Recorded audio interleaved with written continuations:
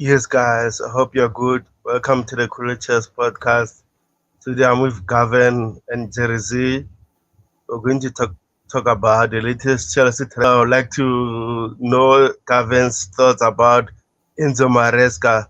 And after my stream, we'll be going to Gavin's stream. So, guys, follow us after this stream. So, Gavin, how are you? I'm doing good. I'm doing good. It's nice to be here today with you guys. It's been a while in the making, and I'm gonna be more on this stream. So I love this Chelsea talk. That we can all come together as a community, and something that I really enjoy. Jersey can tell you, I really love to sit and talk about Chelsea. And give my opinion. On my takes and Chelsea Football Club because I used to play, when I do a little bit of managing in my life. So, it's nice to sit here and hear everyone's views about Chelsea, the club that we love overall, whatever it takes to talk about the beautiful game, it's something really nice. You know, I'm glad to be here. And I hope I'll be here almost every weekend or every week, just let me know and I will be here. I'll make time for it. Yeah, appreciate it, Gavin. And Jerry, how are you? I'm good. So, Thank you. Thank you, everyone. Hello to Beho, Garvin, and the community. Thank you for having me. It's a pleasure to share the stream with two legends. To Beho, the great analyst, a man who understands the recruitment, the managers, the players better than everyone. He devotes a lot of time, understands the football, and is always ahead of the curve. And Garvin, of course, as a former player, coach, he understands the game, is very passionate and always very original and open to share his views. So thank you so much. yeah, appreciate it, Jerry. Let's go into it, guys. Guys on the chat, please subscribe, hit the like button. The first item here, right? Because I want Gavin's first thoughts about this, right? It's from Pi, it's from X. It says, "What are your minimum expectation for Enzo Maresca next season?" So, Gavin, I will start with you. What is your minimum expectation for our coach? I'm gonna break it down in many different ways that I normally do, if you don't mind. For me, I saw our disappointment of the manager because we all want a manager with experience, because I wasn't on the channel when the news broke. So now I'm here. I'm gonna break down my thoughts on the development, why I will come to his backing. Um, you know, um, we all know that Pochettino failed, which we don't want to call that name anymore. Majority of the season, it was like 7 games, and that's not good enough for me to try to prove yourself for 7 games because you're trying to make a CV for yourself to get a job somewhere else. That's when he really changed back the formation to look good on his CV. So for me, getting a upcoming manager, we saw Arsenal do it. We saw a lot of teams that been doing it right now because that's where the game is going. And for me, with this manager, my expectation is not going to go too high on him. Top four, probably a top four. I will settle for that. We still got a young team, so we have to take that into consideration. But in the latter stage of the season, I can see where our young players start to develop a little bit.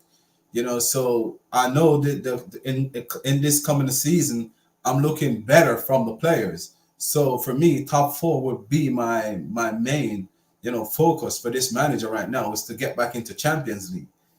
That's my biggest goal, and to win the Conference League. If the result with Manchester United and Nice, well, we don't know how that's gonna go yet. Probably by next week we get a little bit of clarification with the Nice and the Manchester, so we know where we're gonna play.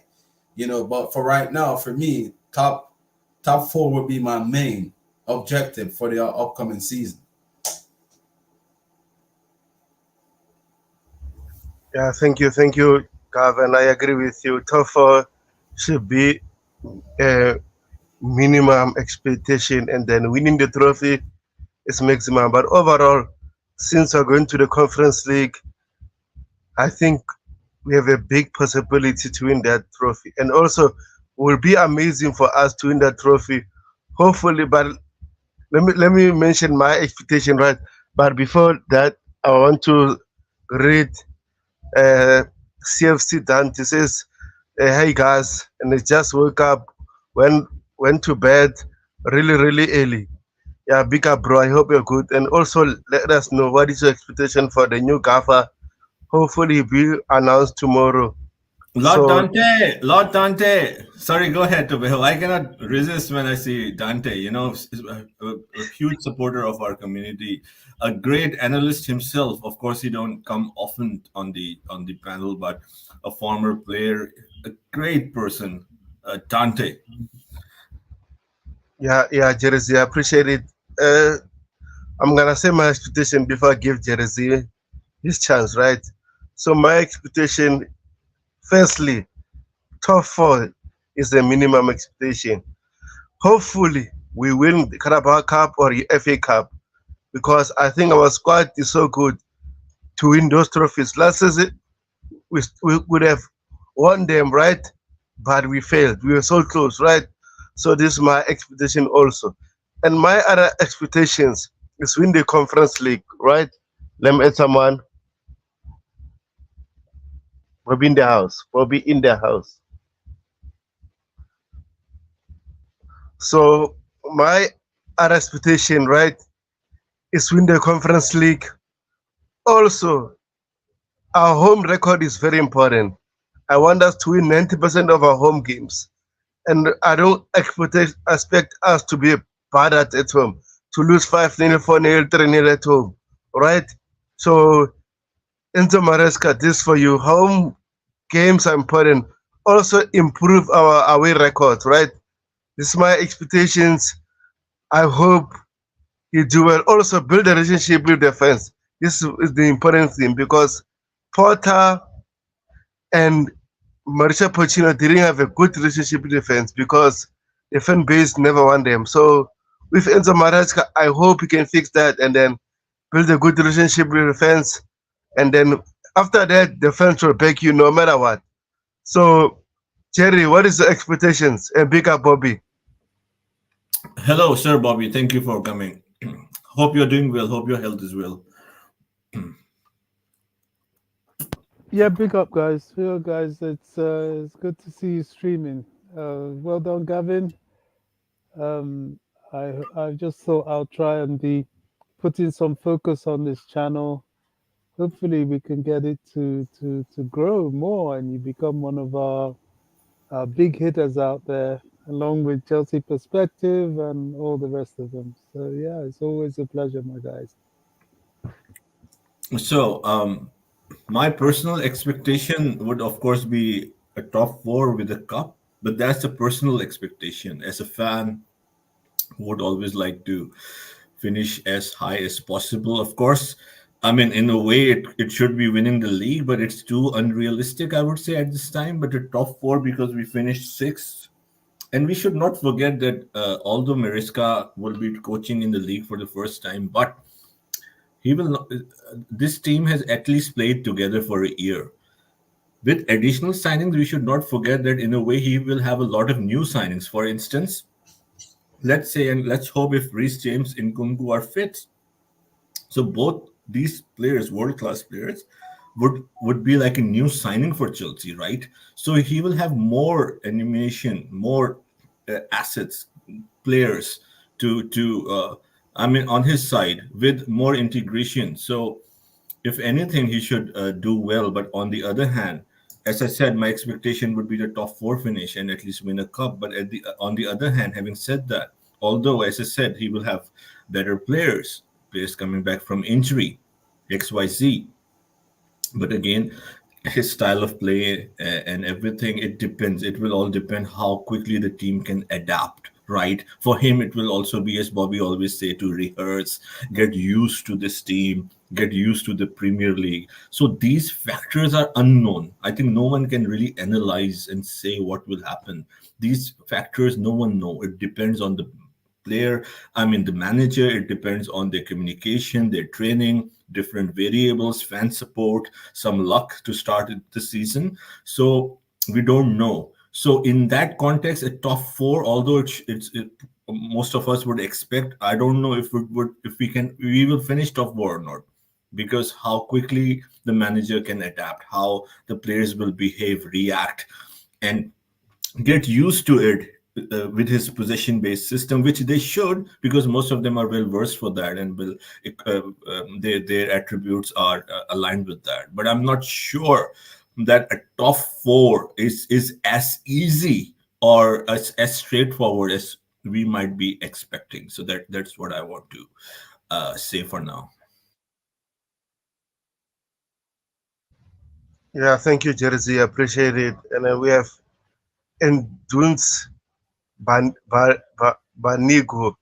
Yeah, I hope I'm not pronouncing your name badly. So let us know what is your expectation for for the new coach. Also, with you, Dante, let us know what is the expectation. Bobby, big up. Welcome to the channel. I hope you're good, my friend. So let me know what is your minimum expectation for the new GAFA for the next season. Yeah, big up Tobago. I got confused. I thought it was Gavin that was hosting today, but it's all good. It's all good. You're all one and the same.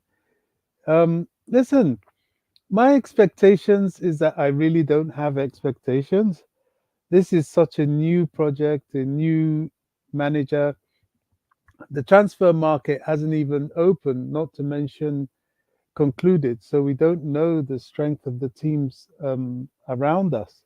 I would suspect a target is top four, which is almost a natural progression because from 11th we got into top six by being sixth. So targeting a top four finish is it's reasonable, but I don't expect anything yet from such a team.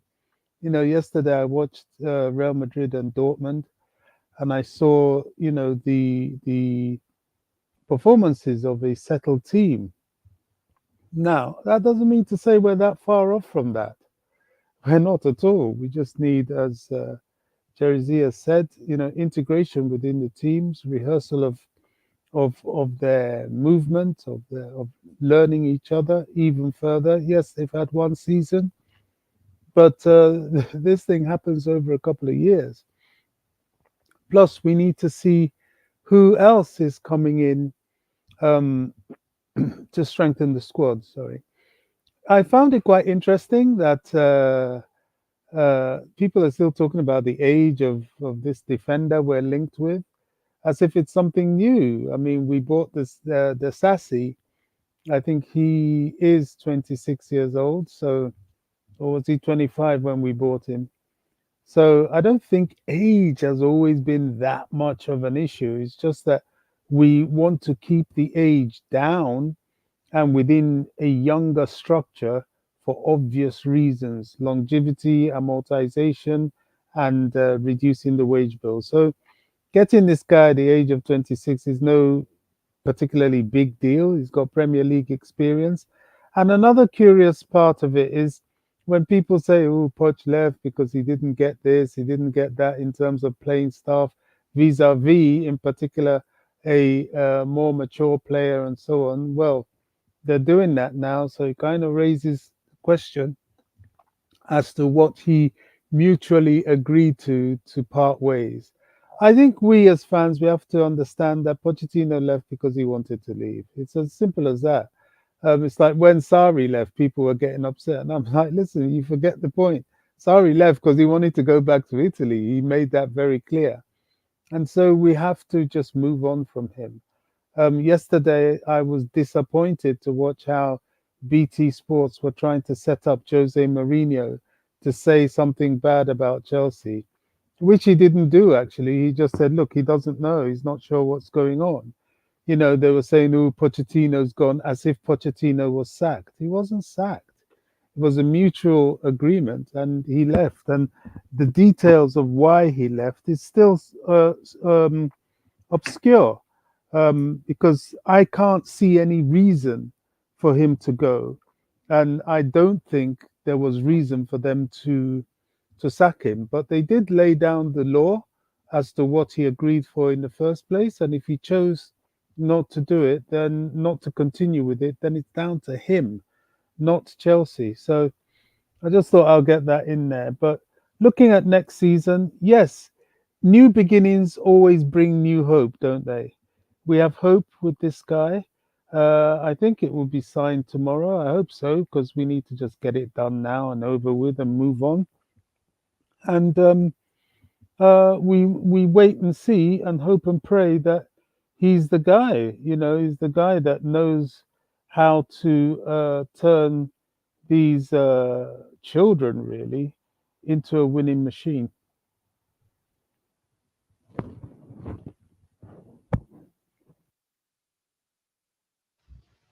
So Jerry, sorry. I mean, Bobby. So far you heard from him.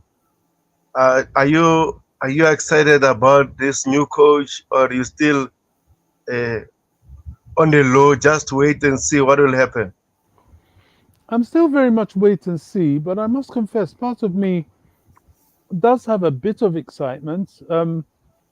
Anything new, kind of, as I've said, because something new gives you hope. You feel upbeat about it. You know, I tend to always take a positive view of things anyway. I'm a glass half full sort of guy rather than a glass half empty kind of guy. So I have hope, of course. We wait and see. But you know, I have hope and in the knowledge of the fact that football's a funny game.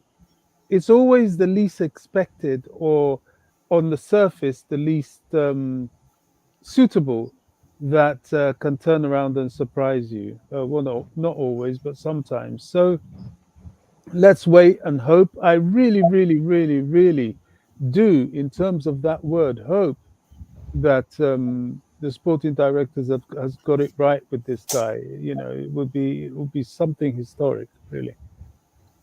Yeah, I agree with you. I hope this time they made the right appointment, because if this appointment is wrong, that means everything is on them, and hopefully he must face the music. So also big up to Miss Melina. She's an Arsenal fan. Sad about losing the league. Hopefully next time we win the league. So you're welcome here to comment, please like, and then Gavin, to you, right? So what is your thoughts about this new Kafa? Do you have a hope that he can turn things around, or are you still not sure yet? Um, yeah, Sir Bobby, big up Sir Bobby. It's a pleasure to always share a platform with you, Sir Bobby. You Yeah, know, big up, Gavin. I really appreciate, to always listen to hear you talk about Chelsea. But you touch a point when you were saying something about Jose Mourinho. I'm gonna get back to that question for you, Tobago. But you make a valid point with Jose Mourinho when they were trying to ask him, what do you think about Chelsea? That's something that we're gonna have to live with, because for the last 2 years and even way before then, they always tend to try to have Chelsea in the mud, and Chelsea always find a way out to get out of the mud or to stay away from the mud. But right now, things not going our way, and for the last couple of years, Arsenal was one of the teams that they muddied across the whole entire world, and I'm talking about the media and a little bit of Manchester United, but you're not going to get too much deep down into Manchester United with the media, because Manchester United is Manchester United. So now Chelsea is in the place where they finally have something to say. They're going to always trying to keep us down. It's just the owners to realize, like, Chelsea is public enemy number one. It's not good to say on our behalf, because we're a Chelsea fan. But the truth is just the truth. We're gonna always go through those moments when things not going our way. If you notice, Chelsea, as Sir Bobby always said, is the trendsetter. So therefore, like, there's a lot of grudge and hate it's out there for Chelsea. Regardless of how we want to look at it. That's why I always said to Chelsea fans, like, don't listen to those rivals, because they're gonna always let you think that your club or the board are doing something bad. A lot of them can see positive, but they're not gonna speak about the positive. They're gonna always dwell to the negative. So if you follow all those narratives, you're gonna get confused yourself, and then what you're gonna do, you're gonna put back all those negative energy back to your club. And this is not the time for us to put negative, towards our club. It's the time to uplift our club, trying to stick with whatever the owners are doing, because they're not doing bad, to be quite honest. What I take from this, what the owners are doing, and it's just my take, they're trying to get the next big thing in the world. All the next big player. They're trying to do something similar to Real Madrid, not what Man City are doing or what Arsenal are doing. I think they're trying to get all the next big names before they turn into big name, which that is really good for us. That's gonna help us in the longer run, because the next 2 or 3 years from now, when the Man City and Arsenal and Liverpool, all of them gonna have to do a rebuild. They're not gonna have all those big name players that take them over the line at all times. So that is that. My biggest problem is how we're gonna co-op and take over after those opportunities come. So getting a manager now that's gonna sit here for a little bit with us, and to help us gradually grow, we probably can be the next team in line to be dominating for the next 4 or 5 years. So it's a patient game. We have to have patience if we want to achieve glory. Greatness is there, but you have to have patience to build it. And back to your question, for me, I'm gonna support this manager because I'm a big fan of Chelsea Football Club since I was younger. And I always say this, like, Chelsea and football saved my life. So for me, it teaches me to have patience. And patient, well, I will have patience from then and now. Even if we get relegated, doesn't matter what, I'm gonna still be patient, because I know, there's nothing can hold us down too long. We're gonna always rise above. So if it's not this year or next year, I'm looking at it in this way, where I'm positive that we're gonna rise above. We just have to have a little patience. So if this is the right manager, according to the owners, I do watch a little bit of highlights from him, where I see the way how his defensive line is way better than, to be quite honest, than what I see Pochettino was doing. Because the midfield on the defense, you can see a unit. You can see something there. So for me, I'm positive that he can come in and hit the ground running. The only problem I will have right now is the player. Is this player is gonna be? I don't worry about the manager. It's more likely the players. Is this player gonna be ready for what he's gonna bring? If the Leicester player can co-op to his philosophy so quickly, I'm 100% guaranteed that these Chelsea player can do the same, because we got more quality. If you look at that Leicester team and the inequality that they got to the quality that Chelsea got, I don't see nowhere where these players cannot come in and hit the ground running. And all these players that Chelsea are buying is suit this type of game. So for me, it would be a mind blowing if these players don't go up to what he's bringing.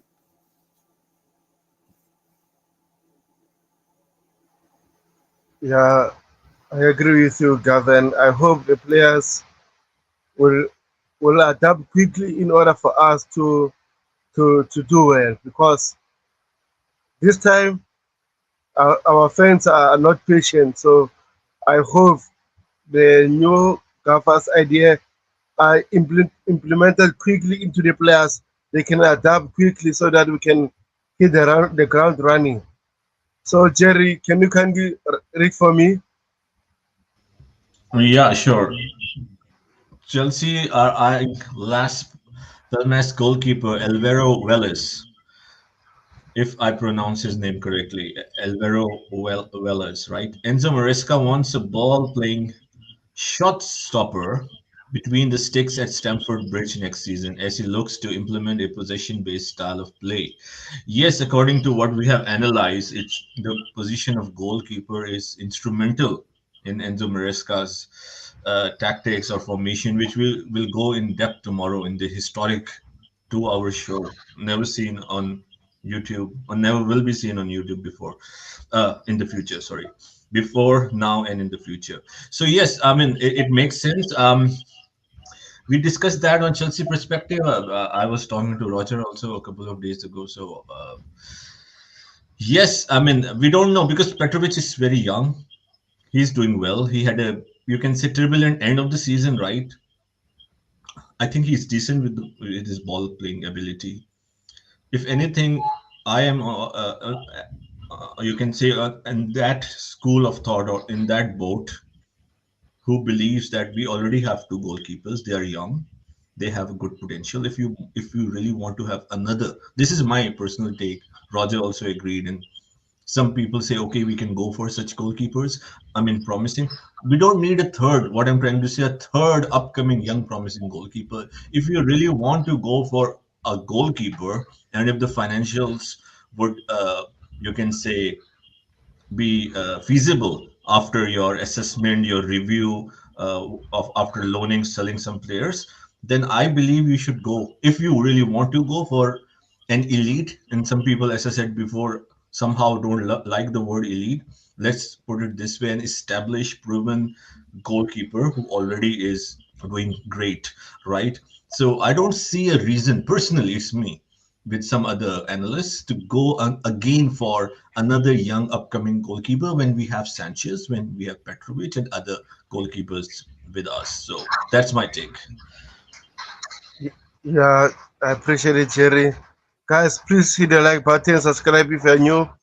I'll appreciate it. Yeah, Jerry, also, when I was doing my research about Enzo Maresca, I realized that as soon as he went to Leicester, he brought new goalkeeper who can suit to his style of play. So I'm not surprised that Chelsea are looking for a new goalkeeper. But as you said, I wouldn't mind at least he can go to the preseason, right, and check whether can Petrovic fit to his style of play or not? Because at the same time, you only watch clips, right? So I hope before we buy a new goalkeeper, we sell one or before so that we can have a space between rather than adding a new goalkeeper while we have Petrovic on a long contract, we have Sanchez on a long contract. What will happen if they refuse to go, right? So we'll wait and see. So, Gavin, what is your thoughts about Chelsea trying to bring a new goalkeeper? And we should not forget, we don't know the situation of Kepa as well right now. Just to add to that, right? And if anything, I know it's a tall task to for him to come back, but he's still with us. One season remaining on his contract. So I'm just putting out there, we should not forget. If anything, Kepa is one of the best goalkeepers when it comes to playing from the back. With his ball ability. At least what I think is he's amazing. He's really good at that. So Gavin, please go ahead. Um, in my takes on the goalkeeper, a goalkeeper don't have to be elite to reach to Chelsea and to do good. Look at Peter Cech. None of us know Peter Cech, who Peter Cech was, until he come to Chelsea, and then he turned elite. My biggest concern with the goalkeeper. I know you were saying about Kappa. Kappa say some stuff when he leave Chelsea because he thought he wasn't coming back to Chelsea. So for me, Kappa is a no, and Kappa need to go. Kappa, he cannot stop long range shooting, and he's not good of cleaning crossing. And for me, he's a good penalty stopper. That's the only attribute really Kepa would bring into this. For me, that's just my opinion though. So for me, Kepa is a no, and the next two goalkeepers that we got, for me, the biggest problem I got with both of our goalkeepers, Petrovic, if he can come and claim crosses a little bit better, for me, we wouldn't concede so many set plays. So That's the only problem Petrovic had. If he can work on that, because ball playing ability is something have to do with a mental, mental stage. Like that's something that can develop. But a goalkeeper gonna always have to be good at coming off his line to claim crosses to help the defense out in certain situation. If this goalkeeper that we're gonna get cannot do that, and his only ball playing ability, for me, it's a no. So for me, Chelsea do need a goalkeeper. Every team in the Premier League need a goalkeeper that can know when to leave their line, when to come and claim crosses, when to help the defense out. How in those situations. If you notice at Tottenham, their goalkeeper, everyone in the league know that once you stand beside him, that's problem for Tottenham. If you notice, a lot of the goals that Tottenham conceded. So you have to have a goalkeeper that can dominate arrow wise and always good at shot, long range shot stopping. So if you don't got that in a goalkeeper, they're not good for the Premier League. So we have to find a balance, in my point of view, what can help the defense with the crossing, and also know how to use the ball a little bit. If we don't get that, for me, it doesn't make sense at all. We even think about getting a goalkeeper.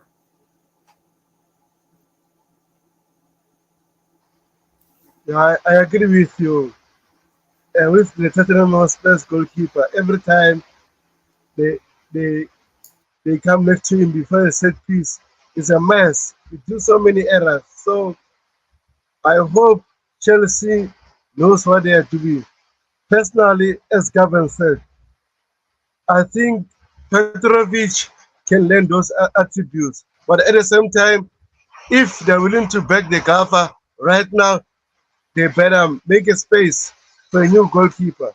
So overall, we'll wait and see what will happen. So, Bobby, what about you? What is your thoughts about Chelsea trying to get a new goalkeeper?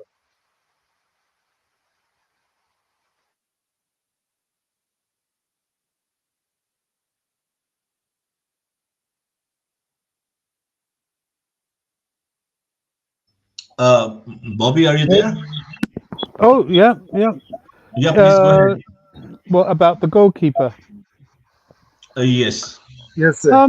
This is an interesting one. We can't lose sight of the fact that we are a team in development and in progression, and that this is a progressive project which hasn't reached its fruition.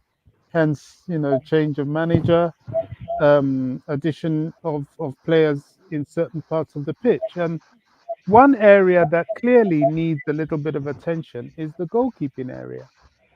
As far as I'm concerned, we only really have three-quarters of a goalkeeper in Dejan, in Georgi Petrovic. I mean, in that Petrovic himself is young, very young for a goalkeeper.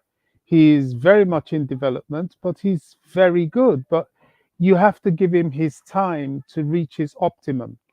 And in the level of competitions that we're going to be in next season, there has to be rotation, and rotation should always be seamless. So I'm not surprised that we are going for a goalkeeper who is relatively at his level, maybe a bit better. We're not looking for a number one, we're looking for competition for the number one, and whoever wins that competition will be the number one. But the thing is, we have Conference League or maybe UEFA League. Should we get through the playoffs? That is, please God, we do. But maybe UEFA league to play. So that's an extra competition to which rotation would be very much welcome. And a fledgling competition that I'm glad Chelsea's in, which will start a reintroduction and build up for a developing team back onto the platform of the Champions League. Please God, hoping that things go well and we at the very least, get finish in the top four. So these goalkeepers that we're looking at, Georgie Mama Dashville, I didn't say the name right, but then the other guy, Valverde, is it? Valdadea? What's um, there's another Spanish goalkeeper we're going for. Is it Valde?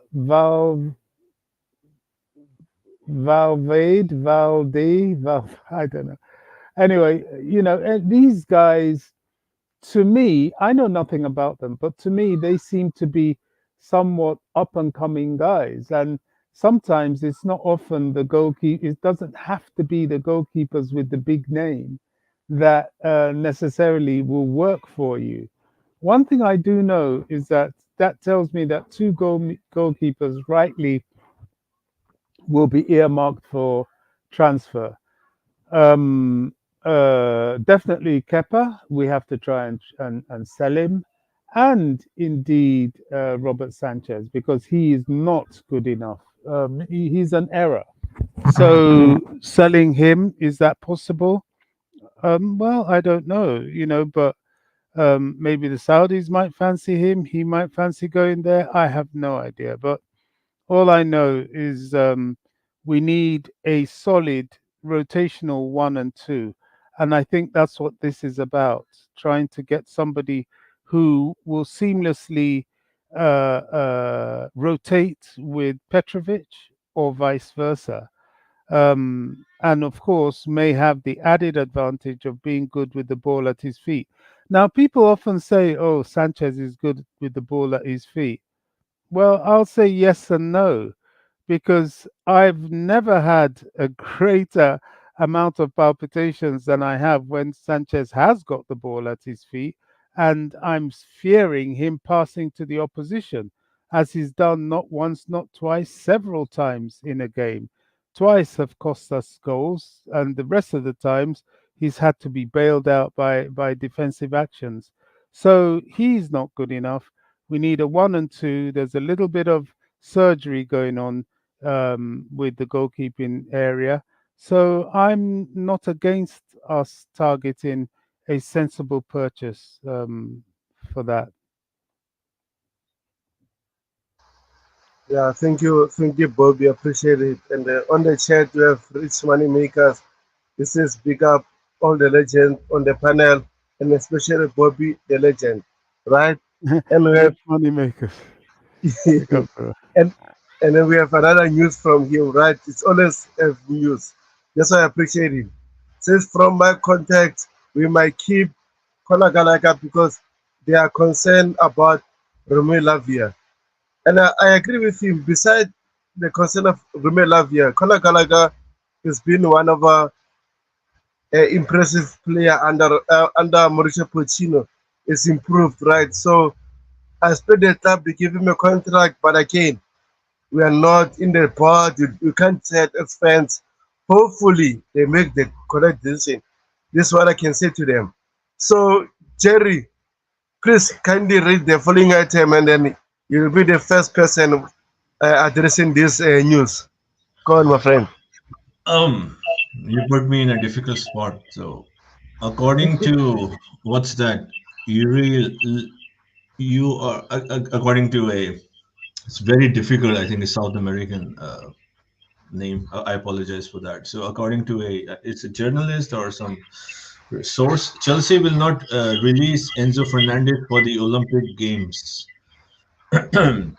So, what's my opinion? I mean, if of course for the Olympic Games, the clubs do have the say. So I can understand it's not. It makes sense because he has struggled a lot. He just had his surgery a month of what 5 6 weeks ago, and he will. Copa America is also starting, right? Copa America. I didn't check the date. I think so. So I think it will be. Yeah, I mean, if he plays in Copa America, Olympics and then come for the preseason, it will be like inhumane.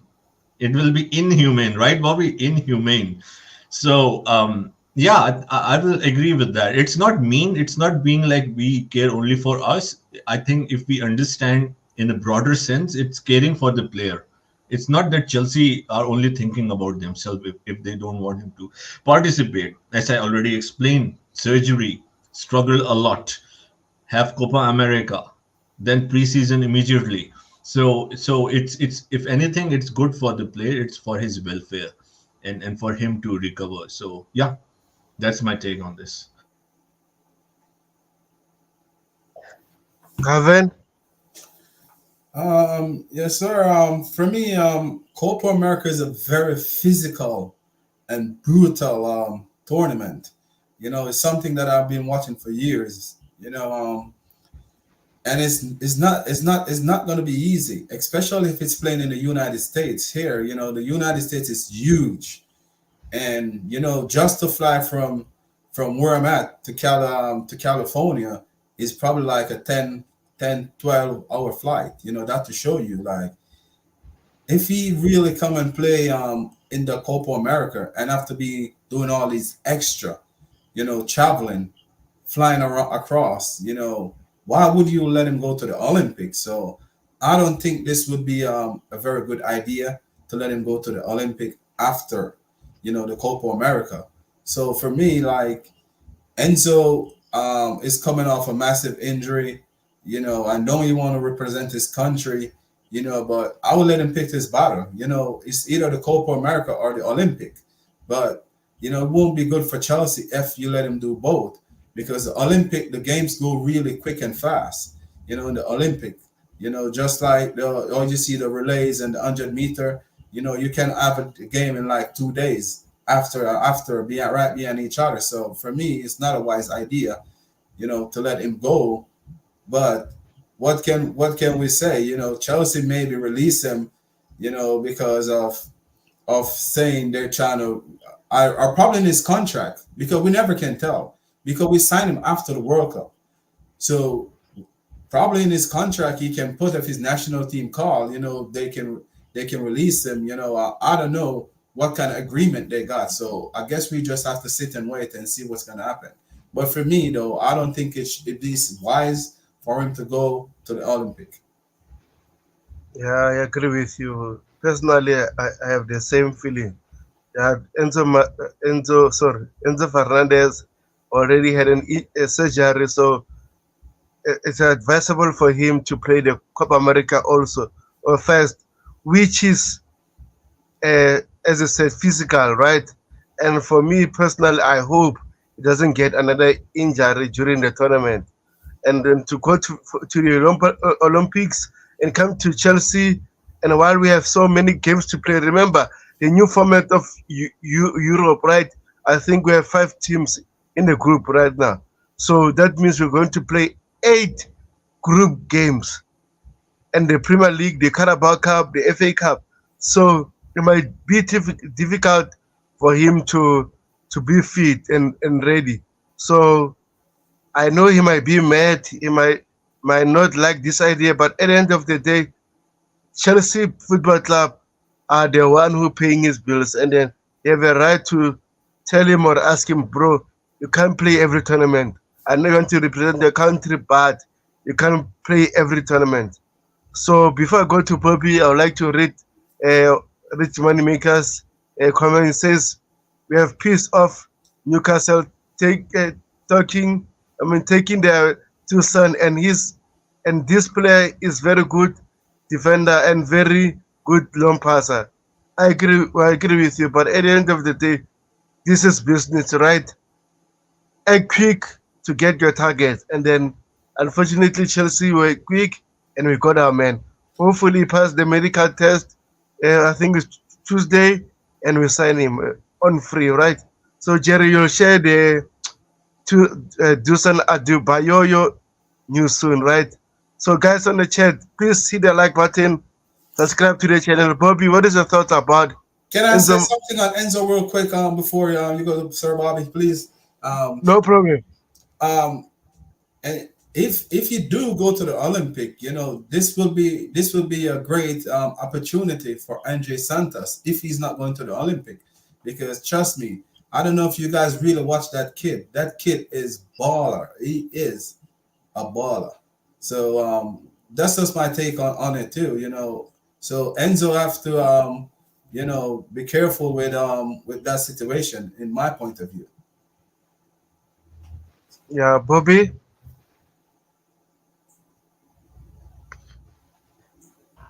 Bobby, you there?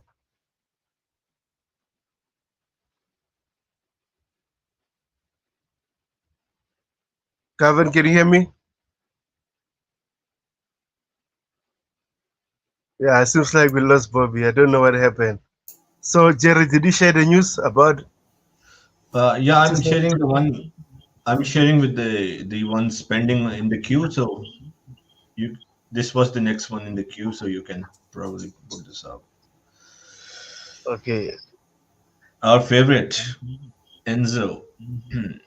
So it's interesting. I think we will have this issue moving forward for a while because when you were talking to Beho on Enzo Fernandez, you said Enzo Maresca, and it will happen with all of us, I'm sure, because yeah, I mean, now in the last week or 10 days, we have taken the name Enzo Maresca more than Enzo Fernandez, and perhaps like a ritual or a pray, like Enzo Maresca, Enzo Maresca, Enzo Maresca. So I think we have taken his name as he is like a savior or a messiah or something. So it's on our tongue, so I can understand that the World Cup winner, the our favorite, our lad Enzo Fernandez is perhaps now is on the you can say is not having the spotlight because of Enzo Maresca at the moment. But I'm sure once the season will start, we will all be talking about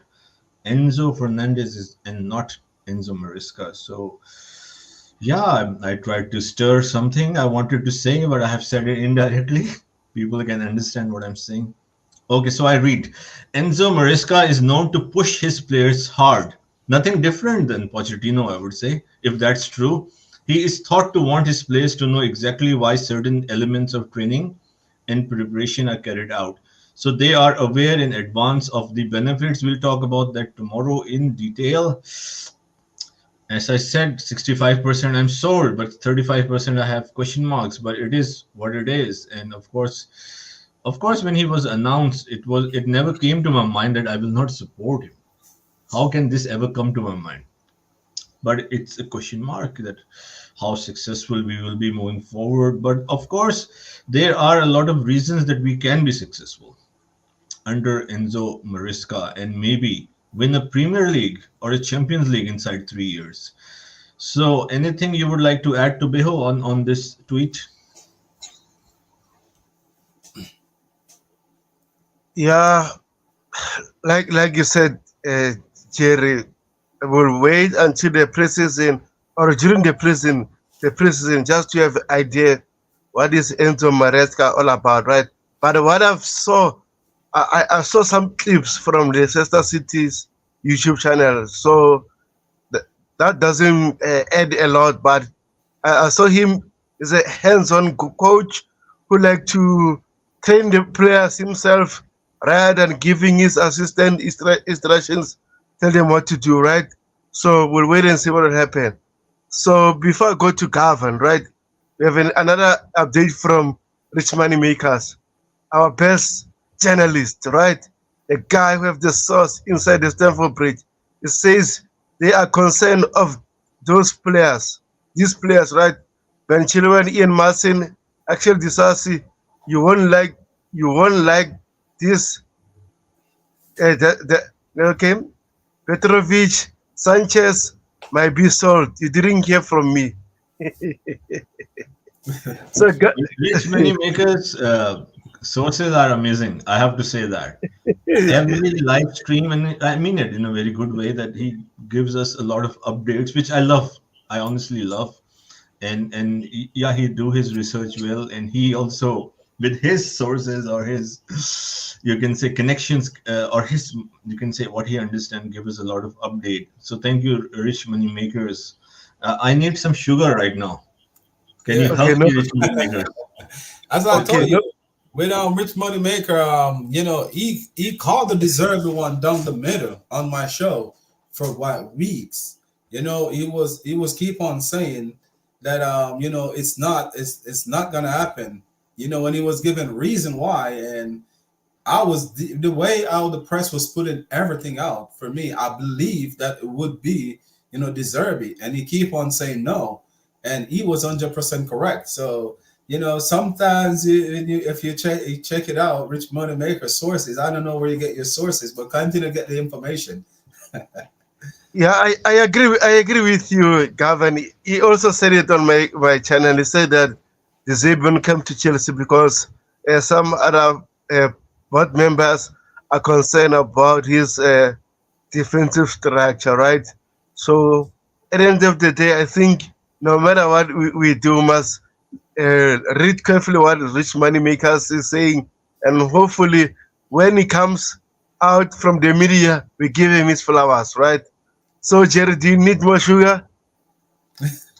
Yeah, I mean, Rich Money Makers is an expert. He can add sugar. It also the Coachella when he put his promotion is all about Rich Money Makers and sugar. I forgot the phrase or the lyric that Coachella has for him. Maybe Rich Money Makers can confirm me. So now I don't need when we have Bobby, when we have Garvin, the legendary Garvin, and Tobejo, one of the best hosts, one of the best, I would say, analysts in the industry, I would say. And it's not a joke. It's not a joke.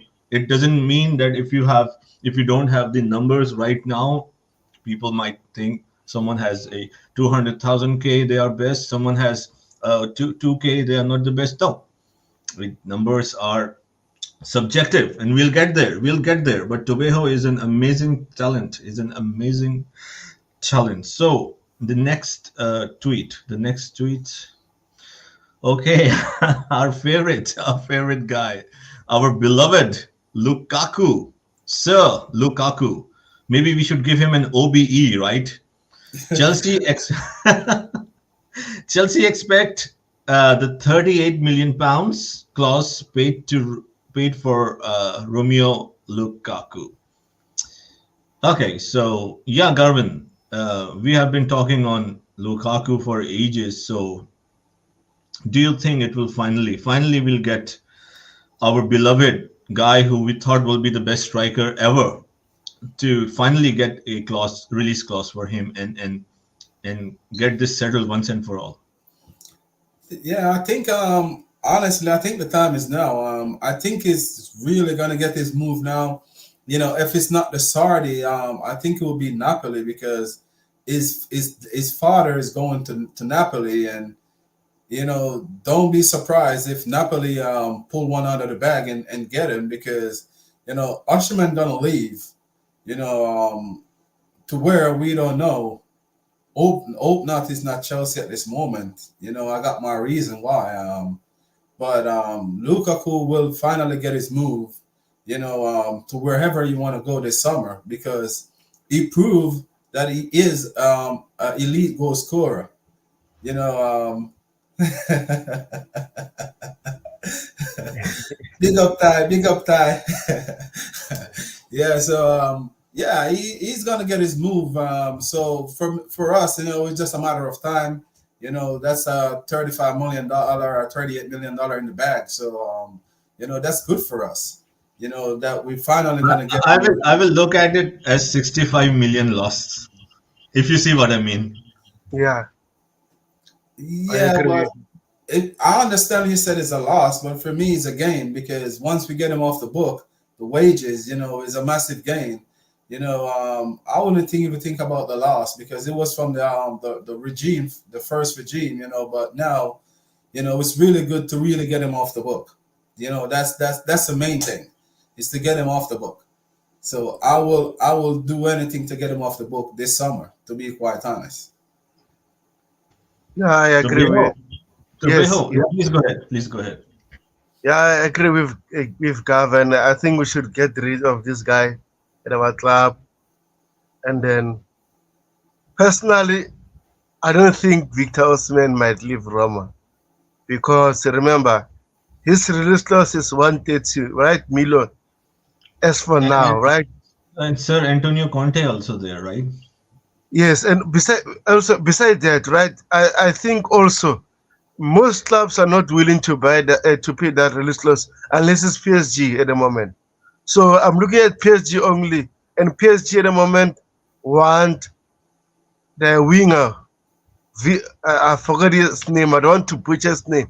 It's a winger who's from Georgia, right? So they want him who, but at the moment, he have also 120 million release clause. So I don't see PSG spending big money on two players in the same transfer window. So at the end of the day, we'll wait and see. But as Chelsea also want a striker, like Fabrizio Romano said, Chelsea won't do, Napoli won't do a sub deal and stuff, right? But since the transfer window is open, never say never, never say never, right? But at the end of the day, I don't think for us is a good thing to pay 120, 130 million for a striker while we have other targets. So hopefully we we wait and see it until the end while we're busy buying other targets. So Jerry, did you say your thoughts about Victor Osimhen? So sorry about Lukaku and big up to Yeah, Talks. I said, yeah, of course we have to sell him. So there is no other way, right? When in 2021, I think we all thought, most of us, including myself, that he will be a great, and he was. I still don't know why he declined when he played at Everton. I remember Liverpool, Everton, Merseyside derby. Um, November or December, November 2013. What a performance from Lukaku, man. 21-year-old Lukaku with Everton absolutely making a comeback. And with Everton all those years, and then with United slowly decline, and then still good. And I don't know, amazing potential. He was amazing at Everton, I would say. One of those guys who were really up there could not sustain and decline. So that's all I can say. It's sad. He had all the tools, he had all the attributes, I would say, to be one of the best, right? It didn't happen, right? It didn't happen. Still a decent career. And of course, his antics, more than his performance, the antics, his behavior, the way he carried himself was the main issue, I would say, especially for the Chelsea fans. So yeah, I mean, that's all I can say. So yeah, Tobeho, if you would like to talk on this tweet that you shared. Yeah, it's from CFC Blue Footy from YouTube, Twitter, right? He drafted his squad or his potential lineup for the new Kafa, and I think this is the setup that Enzo Maresca uh, like to use, right? And I think it's an interesting lineup, and I like the lineup, right? Because I want So okay, yeah, please go ahead. So I will read. So maybe Sir Bobby, if you're there, we can come to you. I'm not sure if you're still there. Go ahead, Yeah, Tobeho. yeah, I'm back. Okay, I so, went got a so bit we tried to distracted. get you. I think probably at that time you were not here. So feel free to Mm. jump in anytime. So yeah, perhaps because last time we couldn't get uh, Sir Bobby because of the connection. Tobeho, you can perhaps start with Bobby this formation stuff. yeah, I agree with you. But what is your thoughts about this that lineup that we shown On the on the screen. show? Yes, on the screen, Right. yes. Oh gosh, somebody might have to read this out. In goal is who? Okay, I'll read if you want me to read, or the Yes, Yes, goalkeeper. I please. can see who is the goalkeeper. By the way, it's hidden. Um, it's the okay, new goalkeeper. goalkeeper Let's say it's that Petrovic. will So be we'll no, put it's Petrovic. not Yeah. Petrovic. Okay, so he has a back three, right? Coville, Dawson, Fofana. Interesting. In the Okay. pivot, it's Enzo Fernandez and Reece James. It's James. And then Okay. Caicedo, Copalmer, Michael Ulis, Raheem Sterling, and Kunku. So this is the Yeah. line. Hmm. Yeah, I think I saw this on X. Look, there's nothing that's going to happen next season in terms of starting personnel that will be cast in stone. A team that starts, there's still five substitutions to be had, and there's still different rotations to take place. So let's just say this may represent a chosen starting 11. I'll try and find out who that goalkeeper is in a minute. But yeah, so Yeah, I mean it's okay for me. Everything's good there, but Raheem Sterling. I think Raheem Sterling does need to be sold. You know, there are people trying to say, "Oh, he's going to fit in with." Yeah, however you look at it, you still can't see that goalkeeper. Some people are saying, "Oh, he's going to fit in with the goalkeeper." I was struggling to remember was Alvaro Alvarez, Valia. Varalos. Yeah. Yeah. Anyway, some people are saying that Sterling will fit into the new sort of team that way that uh, um, what's his name? Gosh, look at me. Is this old age or what? Or is it my medication? I can't flipping remember. What's our Don't worry, Maresca? don't worry. Don't worry. We understand. Maresca. It's not. It's everything is perfect. You're a young man. You're a young man. Uh, yeah, it's just so many names to remember. Maresca, that some people are saying that Sterling will fit into the way Maresca plays. That maybe he'll have some reignited muscle memory as to what he was doing in Man City. And Maresca has that City type way of playing. Look, I think show me who you are, and you've told me who you are, and I think Sterling has told us who he is. We have this sometimes almost delusional loyalty to some players. He's done as far as I'm concerned. He's not going to get any better. He's not getting any younger, and he's past his optimum. So for me, hoping on Sterling for next season is a waste of time. He might in the occasional games like he did this season, and he has been doing, suddenly turn in a blinder. But to expect him to consistently live up to his wage bill, I don't really expect that. So I would rather not see him. I don't think they'll get rid of him. I don't think they can get rid of him because of his wages. But I would rather not see him. And if anything, for me, that position would be either Hutchinson if he stays. It's very unlikely, or Mudrik. Try and persist with Mudrik again until he learns how to be the player he potentially is. So yeah, this is quite good. Olise, is it on the right there? Olise Yes. on the right, and then Nkunku as the striker. I still think we're going to get a striker. Whoever we get will be rotational. People are talking about Alexander Isak. Um, that's not a bad shout in my opinion. Some don't like him because of his injury record. I can see that. I think we've had enough of injuries, but he's going to be rotational because Jackson is proving himself more and more to be useful in that area. So, however, this is just starting, and these days starting doesn't really mean that much. Yeah. So, yeah, I can't speak out against it. One may say, okay, what about Cucurella? What about Ben Chilwell?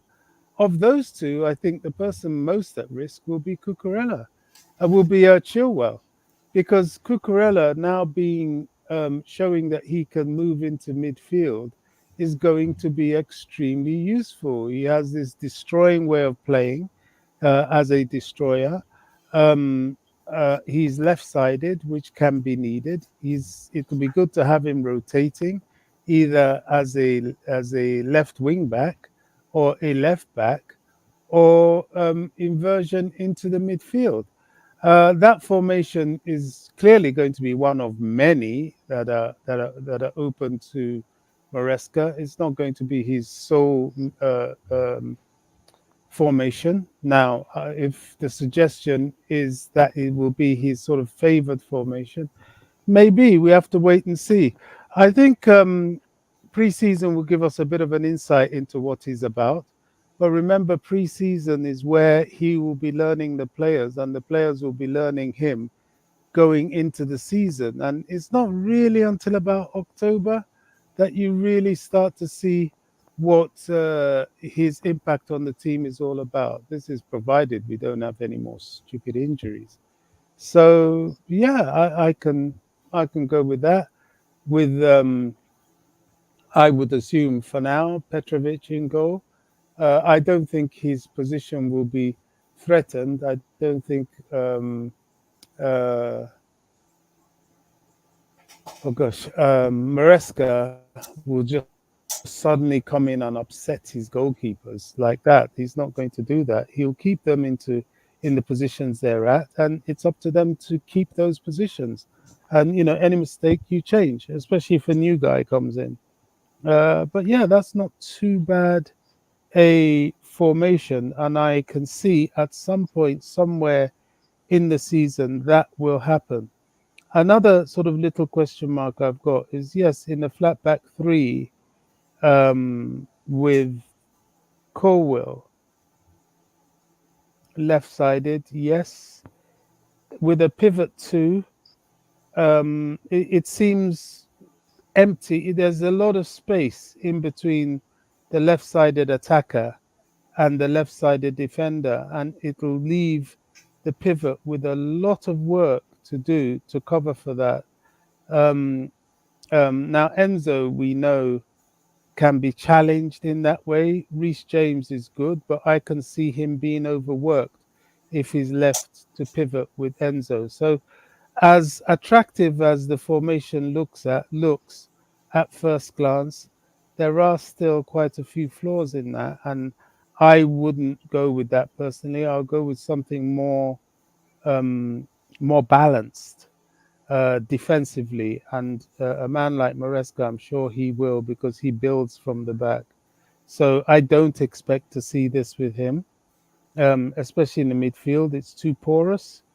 Yes, he likes his attackers to drop back. Is that enough? I don't know. If there's anything we learnt or we should have appreciated yesterday from the Champions League final, was yes, Real Madrid have such deadly attackers, but it's very interesting to see how the attackers, yes, they came and they helped in defense, absolutely, but their primary job was to attack and the defenders and midfield to play solidly. And that gave them this air of superiority when they did wake up and go forward. It was very, very dangerous. Now, I would assume we would be doing a similar thing, if not the same thing, but a similar thing. Your lineup for defense and the protection to the defense, which is the midfield, must be more solid than that. And having a central pivot of Reece James and Enzo to me seems a little bit weak on the left-sided flank or any flank that James would not occupy, and it would seem that he would be overlabored. If I was an opposition manager, I would just overload the flanks, and that would expose Colwill. That would. It's not the greatest of formations, in my humble opinion. Yeah, appreciate it, Bobby. Jerry, please kindly read the comments and then we'll give Gavin his thoughts about the structure.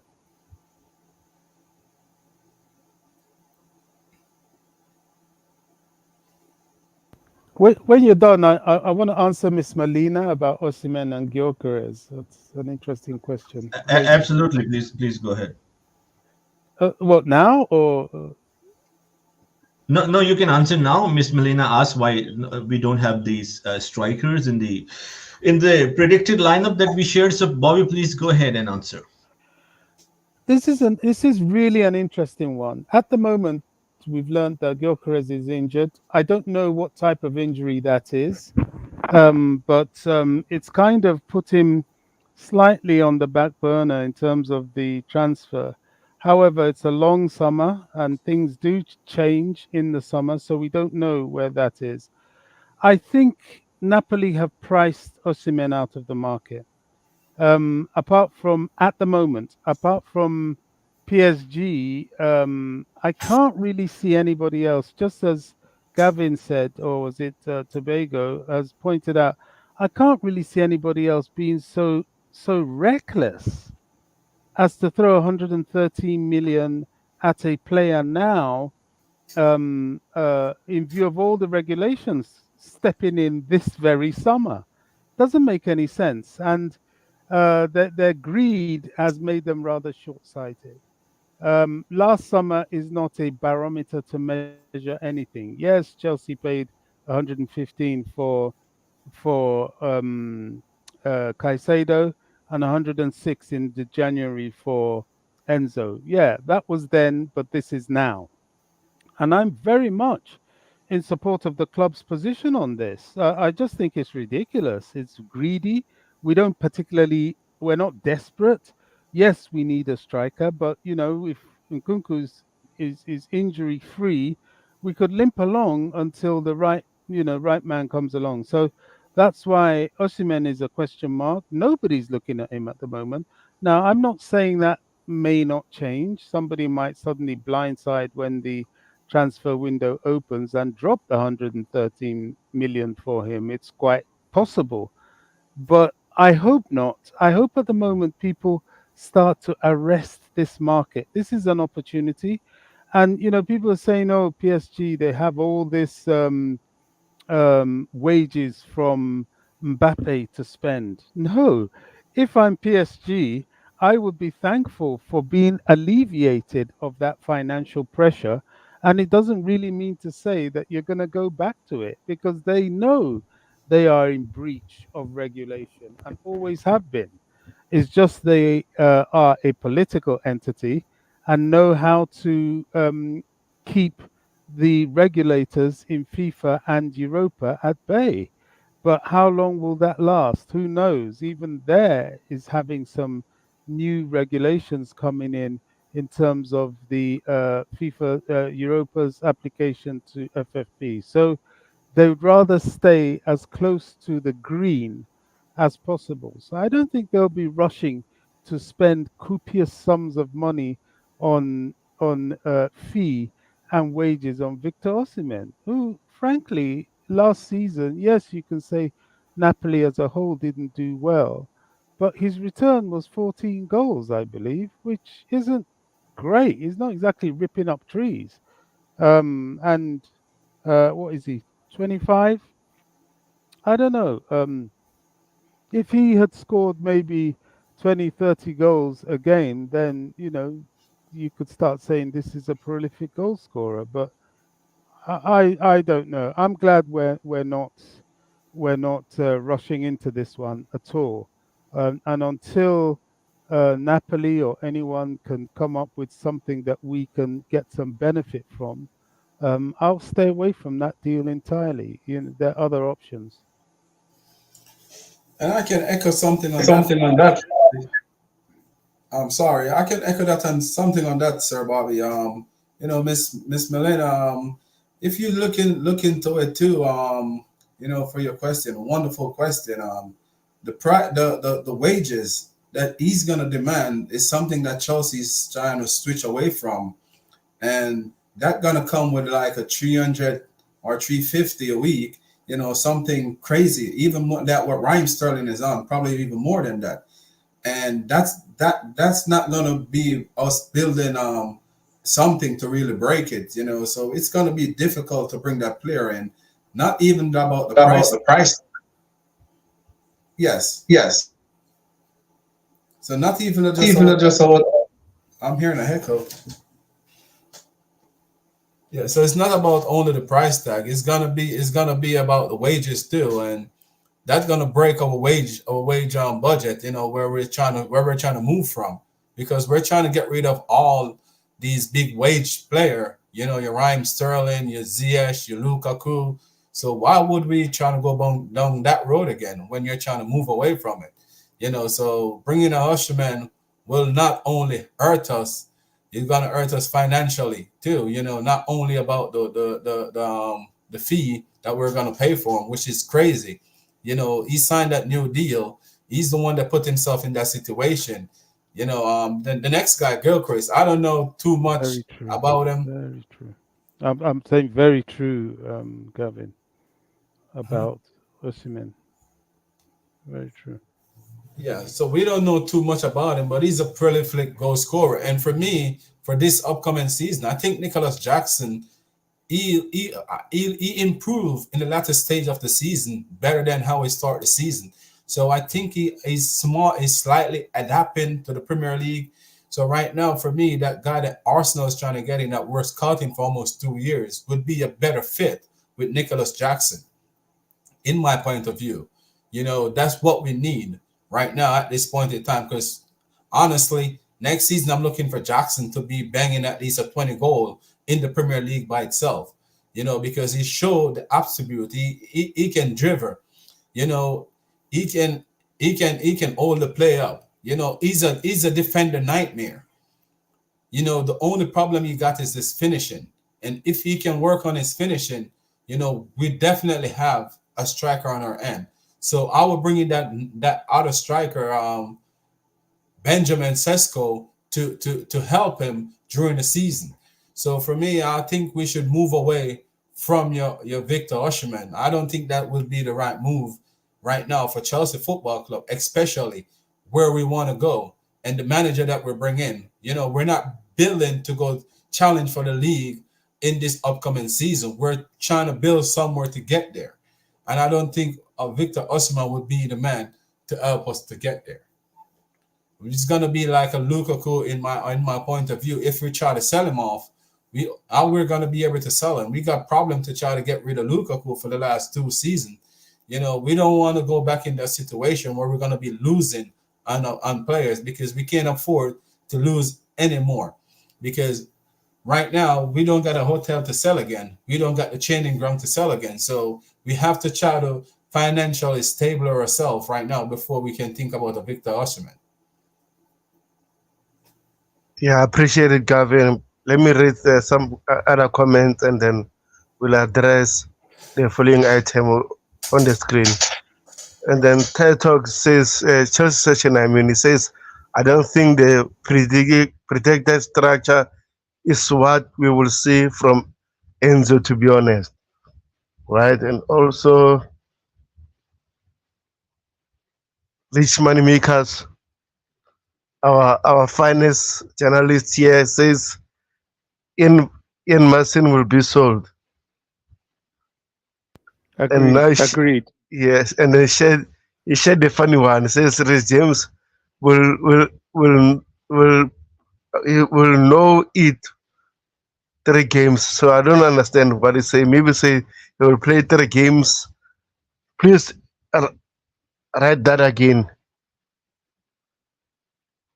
Says the computer says no. Lol. Well spoken, Bobby.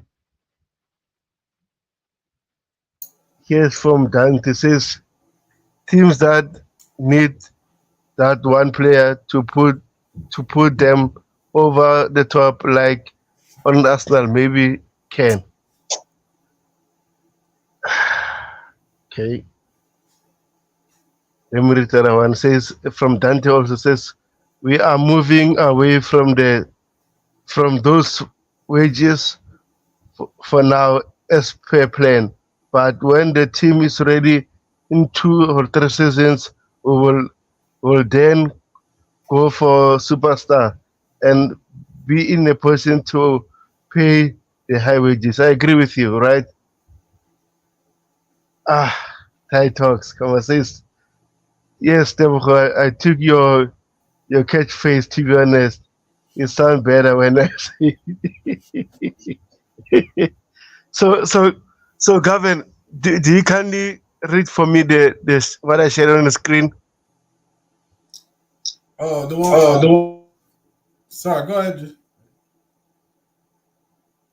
No, I was muting my mic. Go ahead on the Okay. screen. Okay.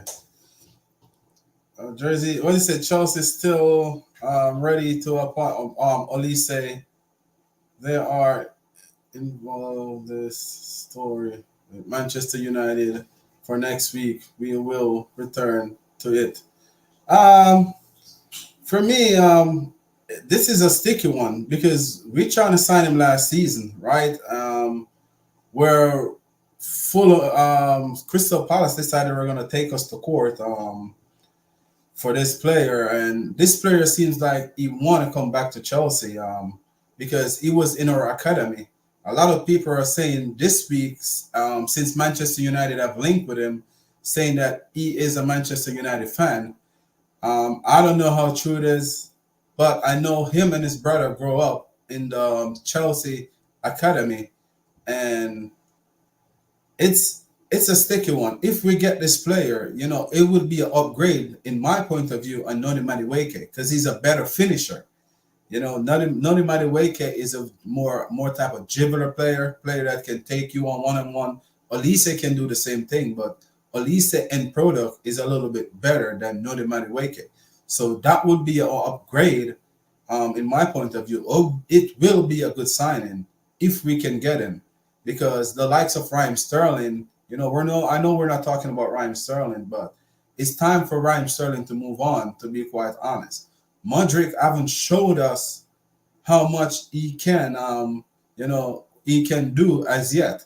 So for me, Osterman will be, sorry, not Osterman, Olise will be like a perfect signing if we can get him over the line.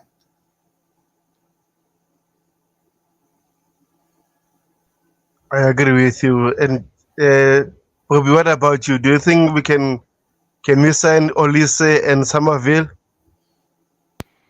Yeah, it's a very Yeah, it's a interesting very one, interesting one, isn't it? isn't it? Um, Um, why am I why am echoing? I echoing? Or was that from your end? Yeah, it's interesting. I understand where Elisa is concerned. The competition is Man United, and where what's this guy's name? Conceição? What's what's his name? Crescencio Somerville is concerned. It's Liverpool that's the competition. Look, Michael Olise is exciting, isn't he? Injury prone, perhaps, but exciting. You can see what he would be able to do at uh, in this Chelsea squad. As for him being a Man United fan, I very, very much doubt that. I don't think it's relevant, but his family have always been Chelsea. He was Chelsea, then he left. His brother's still at Chelsea, and I think his family have season tickets. So I don't know who's bringing that one up. And the advantage we have is he lives in London. He probably would like to stay in London, just like that defender from Fulham, Tosin, and I'm sure he could see himself in this project, very much so, as a very important part of the project going forward. Now, people will say, "What about Cole Palmer?" It's very similar to Cole Palmer, right-footed that can play on the left. I don't think it matters. At Chelsea, we look for the best. If he can play with Palmer, happy days. If he can't, they rotate. I'm not held down to all this. Oh, what about this player? What about that player? Let's care about their feelings. No, we look for the best, and we keep the best. Now, the team chemistry is important. I appreciate that, but this is a Chelsea boy as such. He understands what the club is about. So he's going to bring that spirit. His brother's here. His brother, I think, has just signed a contract extension. So I don't know. I don't know what's going to happen. I hear 60 million to release him. Will we go for it? I hope so. As for Somerville, I don't know that much about Somerville, but I hear he's a good player. What I do like that I'm hearing about Somerville is that he's good with the dead ball, free kick situation. But then so is um, uh, Olise. It's a difficult choice between the two, I guess. But I would go with Olise. He seemed more seasoned. He seems more Premier League prepared. Maybe not as fit, but with a good rotation, I think we could keep him bubbling over all season. So exciting one, very exciting one. But we shouldn't fear anybody. I'm past all this, all so and so's after this player. We should be scared. No, we shouldn't. We go for what we want. We're still at a humongous name in football. People want to play for Chelsea, apart from Chelsea fans. Look what happened with the Tosin thing. Look what he said. He wanted to go to Newcastle, but when Chelsea come knocking, you just can't turn it down. Period. That says it all. So whoever it is, even the mighty Real Madrid, if we're interested in a player, they're interested in a player. The only thing that they may do is use their ability to inflate a their wage bill and pay more wages, and that's about it. Then it's down to the player. How much do you want to come, or do you want to play in the sun in a farmers league, play for the Champions League, earn a lot of money? I mean, it's a very difficult thing to compete against. It's not so much the name but the place. So I'm not bothered. I think I'll leave this one for the sporting directors, and I hope that either of them is a target. One of them is a target. I can't see two personally, because there's still Noni, there's still Chukwemeka, there's still some quality that have been in the team and a part of the team. And I can't see them offloading Modric easily. So the only winger that I would like to see the back of, which as far as I can see at the moment, we'll struggle to see the back of, is Sterling. But if Olise comes, then one of these guys will probably be shifted out. I fear for Noni if we can't get rid of Sterling, but which will be a terrible shame, because I think Noni will fit into tiki taka type of football. I really do. But we shall see. Yeah, thank you. Edward, please mute your mic. I'll give you a chance. Can you hear us? So let me read the comments and I'll continue with the topic, right? A comment from Richmond Wicas says, Rich James can't play our first game, our first three games, but due to that red card he got against Forest, Yeah, and that's true. also yes, and then Dante says James has still strings now if he breaks those. As yeah, there is, and Richmond Maker says we need to beat Manchester United for Olise. I agree. Hopefully we beat them, right? Absolutely. I mean, they've got players in that position anyway. People talk about Man United as if they're not struggling to offload an over bloated squad. They have a huge wage bill they want to bring down, at least reasonably. I know they earn a lot of money, but this is a ridiculous situation they're in. And now that you can only spend 70% of your earnings, they're very much in the red. They need to be careful. So I'm not sure it's that easy for them. Plus the fact that I can see Olise fancying coming to us. I mean, okay, he might want to go there. They might offer him, money that he can't refuse. Fine, but I don't think it. I think if we want him, we should go for it and see what happens. Yeah, I agree with you, Bobby. Let me read some other comments here. See, it says Olise, Dante Olise yes, Somerville no. Well, Dante, I disagree with you. You need to watch Somerville, uh, his attributes, right? This kid is so good, and he's still 22, so he already have a room to improve. So I'm, I'm selfish. I would rather take two of them because they don't play the same position. Somerville, I mean, plays as a left winger. Olise plays as a right winger. So if you be able to sell Sterling, cool, buy Somerville. But as Bobby said, it won't be easy to sell Raheem Sterling. So we'll wait and see. that Richmond Maker says Cole Palmer is a Manchester United fan, but it doesn't matter, right? Okay, we have JC here. Says hello everyone.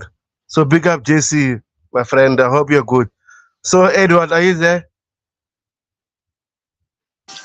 Yes, but I just thought maybe because still because where I'm where um, there's there's there's it's true, a lot of things, a lot of things, but I'm seeing.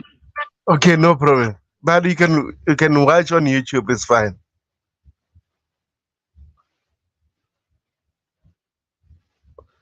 Okay, let me see the following item that I can address from Jerry's side. Yeah, Yeah, so so the following tweet, according to Jacob Steinsberg, says the following: the majority of players remain unhappy that Pochettino, the magic of Pochettino, has left, and some are understood to have grown unsettled with the constant upheaval. Maresca needs to lift the mood in the dressing room. Govan, what do you have to say on that?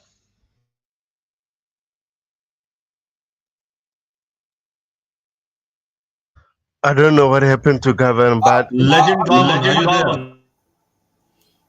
Bobby, Sir Bobby, Yes, yes, yes. please Um, feel free to give your 2 cents. yes, there's a lot of echoing on your end, Jersey. Yeah, listen. Perhaps I think some of the other panelists had the microphone open, so perhaps that was the reason for that. So you heard this. I mean, Yes, you were you able to listen to this tweet yes, that I read? I heard it. I saw it Okay, sir, go actually. ahead. I saw it and I actually responded. I don't know if it was. I don't. I think I responded to the one to the same thing tweeted by Dodgers. What this is, in fact, 100% what this is when the day after Poch was well, the parting of ways.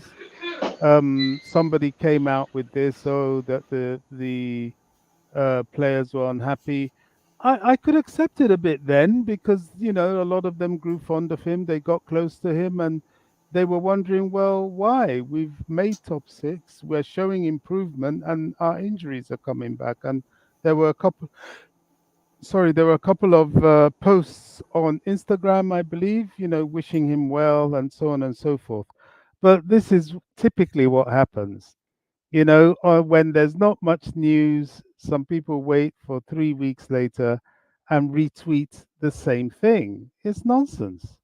Where? These players are on holiday, nobody's there pining around the training ground, dreaming of Pochettino. I mean, it's just ridiculous. It's silly season, a silly tweet by people that are playing the kind of media game without being media people, because you learn that people's memory span is very short. You tweet something, everybody's forgotten. You're like, okay, let me keep myself relevant and in the picture. There isn't any news at the moment about Chelsea and the manager and so on. Let me pop this out there and get a few clicks, so people think that, oh, the team is unsettled by this and so on. Absolutely not. I think this team is somewhat like the rest of us, rather excited by this, by the sheer bottle, for want of a better word, the bravery of appointing this guy, that nobody really knows and hasn't been tried and tested at this level at such a big club. There's a buzz about that, and I think the players will be feeling something of the same thing. The unknown always gives hope. So I think it's not a credible um, tweet at the moment. It lacks, shall I say, substance, because the time at which it was relevant has passed. But it's banking on the fact that people's memories would have lapsed, and that if he retweets it at a low period like this, people are going to all rush and comment and like and dislike and so on, and keep him relevant. Yeah, I agree with you, Bobby. It seems like it's feeding Chelsea fans news that they already want to hear because Mauricio Pochettino sucked. And then we must not dwell on that, right? We must move on and hope for the best for the future, right? So before I go to DJSF, I would like to address some comments, right? Here it says Dante says we have Mikhail Mudrik already, so some some same and Emo Mudrik is better also have high ceiling. Well, okay. From Chelsea Session says there's a hyperbolic Jerry. There's no magic in the report. You heard that, man, Jerry? Says Dan says full house, full house. I will get out later. Okay, sorry Yeah, about the echo. the house is full. The house is full. Thank you for Thank you thank you to everyone for this support. And then from Richmond Maker says don't leave the Constantine Tande. We need you and get some sugar. Can I Come say? on. Can I say something? Yes, sir. Garvin, please go ahead, and then we'll get to DJ. Please go ahead, Garvin. Yeah, as Sir Bobby was saying just now, as I said earlier in the show, a lot of reports gonna come out because it's Chelsea, and I'll keep on saying this, for all the listeners who just tuned in, like, as a Chelsea fan, we have to be careful of what we take, and what we run with, because the narrative gonna always push towards Chelsea, just like how I watch a lot of stream and their biggest take on it, they never saw nothing like this in football before. So they want the Chelsea, whatever we're doing to fail just because of what the owners come in and try to done and they never see it before. So we're going to get a lot of stuff like this in the media, about the players. Players already know that once the team is not perform, like they know that change is going to have to make because that's a part of the game. There's no team going to settle for what we were doing in the early part of the season. In the last part of the season, yes, we saw something that Pochettino tried. But as again, the report come out of the dressing room that it was Thiago Silva was one of the main person for that change. So who to tell if the players did have respect, for your Mauricio Pochettino, to be quite honest. A lot of these players don't even see Pochettino too long because they 99% of the time they're out injured. So, I don't believe none of this that's coming out because Cole Palmer already played under this manager. Romelu Lukaku already played under this manager. So I don't think what they're saying, Nutty Money Wake a problem with Pochettino at early part in the season, and we can go on and on. So I don't think all this narrative is really a fact or it's true. Because players know they're gonna have to move on and be ready for the season because that's what they get paid for. Yeah, thank you very much, Kevin. Jerry, are you there? Yes, sir. Yes, sir. Please, can you read the comments and then we'll give DJ Save a chance, please. Absolutely. Absolutely. Tiger Beast is here in the channel. He says big up to everyone. Rich Moneymakers, big up legend. Tiger B says, my sources says that Magdar, sorry, I cannot pronounce, to Chelsea is very close. What about your thoughts at Rich Moneymakers? So many difficult names to you can say, get our pronunciation correct, right?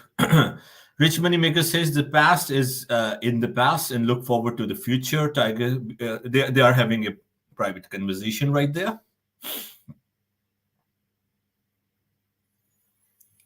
By changing five managers, okay, affects players like Enzo, their development and their trust in the process.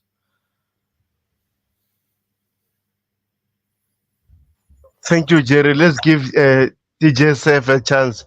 DJ, how are you? Absolutely. Hey, big up, guys. What's going on? I'm sorry I didn't get all the part of the conversation that's been going on. Big up, DJ. Thank you for tuning in. Actually, we needed you. The conversation is largely very positive. And I Brilliant. was That's honestly good. going with the flow, but I think we have to be realistic. So please go ahead, sir.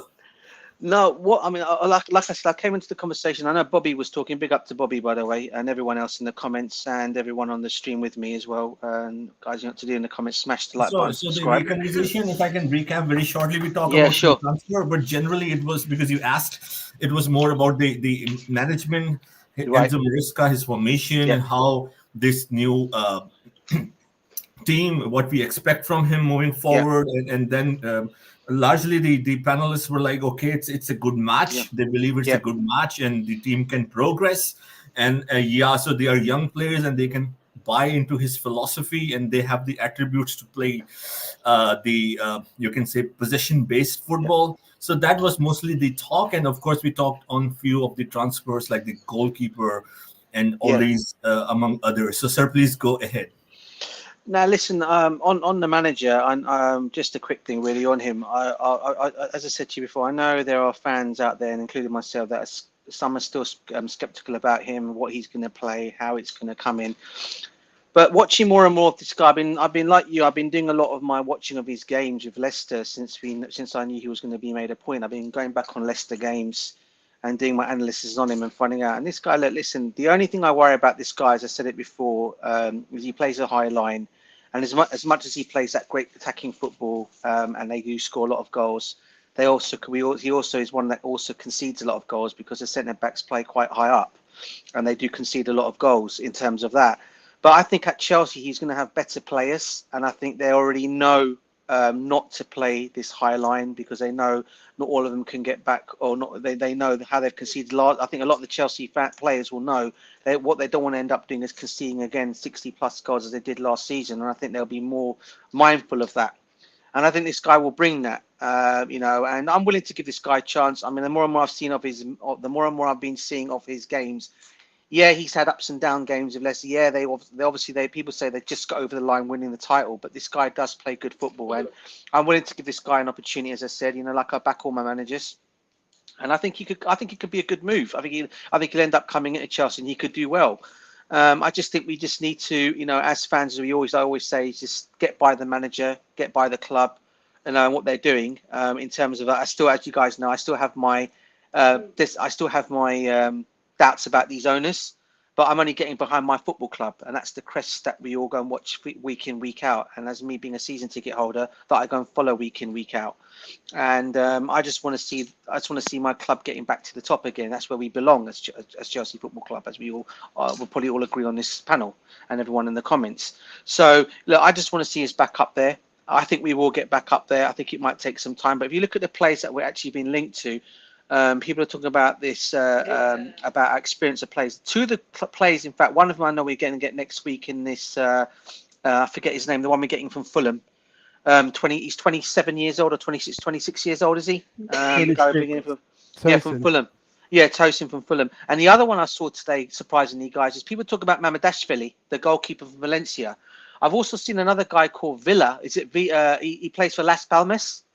He's a 26-year-old. He's been Alvarez, That's the one, bro. Violi. That's the one, Bobby. Thank you, bro. Yeah, that's the one. These guys look pretty good. And he's what, 27 years old? He's going to be 27 when he joins Chelsea, if he does come. So, He's 26 now. Sorry? What was that, sorry, bro? He's currently 26 years old now at the moment. Yeah. But when he comes in, he'll be, like I'm saying, I think they're saying he'll turn 27 when he comes to Chelsea. So look, we are bringing the experienced players in, and obviously goalkeeper, I think, is one. And even as much as I love what Petrovic has done, I think we do need an experienced number one there. And my understanding, I'm looking at this goalkeeper. I was doing my research on both these goalkeepers. This guy we're getting from, or has been linked to us from Las Palmas, he's about 6'4". So that's the kind of goalkeeping height we need in this team. And I think Mamadashvili is another one who's near enough that same height as well. It might even be a bit taller than that. Okay, so the two goalkeepers we're looking to bring in are very good goalkeepers, and I still think Petrovic is a good goalkeeper. For me, he should be as number 2 next season, and I think we should sell Sanchez, for me personally, next season, along with Kepa. But I'm optimistic, guys. I think we can get something, and a lot of people now are starting. I've been listening to a lot of lot of other. I've been watching a lot of other channels, and a lot of them are now starting to get weary of Chelsea for next season now, because they're all saying we got the players in the team. If this manager comes in and gets these players playing how he wants them to play, we'll be a force next season. I don't doubt that for a second. And I think we've got to be confident about that next season. And I really think the players that we've got and the players that we're going to be looking to bring in, we can do that. And that's all I want to see these owners do when they come in. I just want them to see them bring these players into the coach, bring the right guys in. And with Joe Shields behind it all, I trust this guy's judgment over Winstanley and Stewart. So, in that kind of like way, if I know Joe Shields is the one that is looking at these players, then for me, I trust him more than those other two. So yeah, I'm actually quite optimistic for next season, and I'm just looking forward to it. Renew my season ticket, and I go again next season to watch them. So I'll be looking forward to that next season. So yeah, let's see where we go from there, guys. Oh, that's positive. Absolutely, big up, DJ. You're always positive, mate. You're always. He's there. He's one of the match going fans, and DJ has been with Chelsea since he could barely talk, I believe, and he comes from a Chelsea family. 80s, bruv. Since the 80s, So Bobby. Since the 80s, yeah, bruv. yeah. So it's a long and they weren't the easiest of times, DJ. The 80s 100% weren't they were good not. times for us. So that's Relegation a the few acid times, bro. test. Come That's back right. up. Come That's back up. right. That's the acid test for the love of the fans. And yeah, we all get hurt. Yeah, we're all. Listen, I don't think there's one person that isn't nursing some concern about what we're doing now. People like me with the concern, I have a little sort of thrill from the sheer blooming brass neck of it all. We're picking up this guy that nobody knows, and things like that excite me a bit. But I'm worried because I want my club to do well. I want my club back in the big time. I watched the Champions League final last night. I want us there. I want us there lifting that trophy.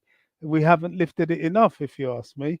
So that's what I'm looking at. That's what we all dream of. But we know we're in this rebuild, this massive rebuild. I was interested to see how they wanted to trap Jose last night. Did you notice it? They want to get him to say something bad about Chelsea. You I heard know him, he's a Bobby. bit. Yeah, You heard yeah. him, bro. Ah, I heard it. He tongue in didn't cheek. tell a lie. He didn't lie. He spoke the truth. He's a bit salty because they didn't approach him at all for the job for the third time. Jose, he's such a big ego that will hurt him. But to speak out badly about the Pochettino situation and all that, he was like, I don't know, but he knows he did. He knows he didn't do well by Spurs, so he wanted to placate them a bit. Jose Mourinho is a politician. He's a diplomat. He knows what he's doing. So, but speak out against Chelsea? No, he didn't. He just said he doesn't know what's going on. Fair enough. I don't see that as a bad comment personally. I don't think he does know what's going on. And he said he understands more what's going on at Spurs than he does at Chelsea. Fair enough. No skin off my nose. But a couple of them there that were set up to it, especially that lady that was asking the questions in the first place. They're all laughing and trying to make something out of it. There's nothing in it. Nothing there. Nothing there. But Hey, we Bobby, wait and did see. you hear the Hey, Tottenham fans? Did you hear the Tottenham fans after that?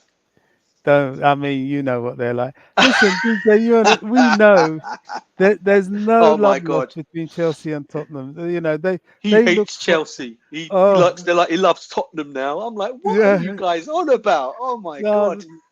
no, they're salty as it is. Any little thing for them to try and get a little bit of a of edgeway on Chelsea, they'll go for it. They talk like that. Just remind them we put flipping 6 goals past them this season. They should go shut up. It's 4 of them were in their own backyard. So so forget Spurs. They'll always be our lapdog forever. But yeah, I mean, look, we got to support our club. As far as I'm concerned, that's all I've got in terms of a club, and we wait and see. But look at it this way: can you imagine the absolute euphoria amongst fans if this works out? I know the opposition going to hate us even more, as well as try and copy us. But if this works out, this will be box office, mate, because it's never been done. Typical Chelsea, always doing what nobody else has done. Then they all want to copy us. Sorry to cut in, Gavin. But That's can I ask you guys all one question? What do you guys make of the comments that we're trying to copy Arsenal's projects? Because a lot of Arsenal fans are getting quite kicks out of it now, thinking we're going down their avenue. I mean, what do you make of that, guys, on the panel? Everyone. Can I answer that one? Sorry. I don't think we're I'm trying to so copy sorry. Arsenal. Nah, I don't either. You know, Me neither. yeah, Me neither. That's what I'm yeah. asking. A young. You know, to be fair to them, they've always gone, you know, young. But well, have they? You know, they had flipping Aubameyang, remember, and they had Ozil, so they weren't that young when Arteta came in, and Arteta, to his credit, got rid of them. He flushed out the team. But yeah, they've got people like Jorginho in their team, and what's that guy they got from Atletico? So they're not going that young. It's a totally different project. They're going well. To be fair, they're playing well, but it's a totally different project. Ours is from a young base, totally young base. We've gone for players that are in their infancy. Even our mature players are young, and bringing in this guy that has never had anything to do with the club in any way, shape, or form. At least Arteta was an Arsenal player. Not that that really means anything in terms of managing a club, because look how Frank Lampard turned out. Nah, anything to gaslight and minimize whatever Chelsea's doing that is novel. You know, everyone knows that if this works, it becomes a blueprint. It really has to be respected. It really has to be respected. And that's a big if it works. Can I Sorry get to a jump. piece of this, sir? Yeah, please. Sorry, I've spoken a lot. Because DJ asked that question, and I'm gonna, if we go back into memory lane, when Roman Abramovich just came in, and after he built a squad that win the first two Premier League titles, if you notice what we've done, we go for all the best young players across the world. But the problem was we didn't have the managers to integrate these young players. So all of these teams are following Chelsea model. You know, it's just because we're following the narrative of the rest of clubs, you know, our rival, we're not seeing clearly, you know, what we were doing. But if we're supposed to go back and do a research, this was Chelsea. When we get this transfer ban, we get the transfer ban of getting young players. So we're the one that right now, Williams and Kendrick Pye would have been in England right now getting ready if we weren't the team that stopped it. Because after we get that transfer ban, they stop players from coming over until they're 18 years old. When we signed Cherari come to us before we turned 18. So those are the little things that we have to go back and look on the fact of it. Chelsea is the team that really start these type of project. Your Kevin De Bruyne, your Aska, your Traore, your Mo Salah, just name them. We signed a whole bunch of players, like about 20 players in this model before. So Arsenal are copying this Chelsea model. If you notice, when the owners come in, the first thing that they say was they don't want to make this same mistake like what Roman Abramovich did. And I think that them and Roman probably have this conversation even before Roman signed over to them. Because remember, Roman said he was going to unpick the owners. So I think this was something that come up in conversation when they're trying to buy the club. Like your Kevin De Bruyne slipped through our hands. You're even Kylian Mbappe one of the time was at Coben on Child. We didn't sign him, you know. So there's a lot of young players that come through our ends, and right now they're somewhere else making name for themselves. Are some of the best players in the world. Your Mo Salah right now is one of Premier League best winger. Your Kevin De Bruyne is one of Premier League best attacking midfield you ever see, you know. So if we go back into Nathan Ake, name them, like we got a lot of world-class players come through our hands. So this is our model. Real Madrid start the same thing too. If you notice, Real Madrid only spend big on young players, and they try to get their experienced player on a free transfer. So we have to take everything into consideration. That's what I say on it, sir. Yeah, appreciate it, Jerry. Can you please read the comments and then we address the news on the screen? After that, guys, Gavin already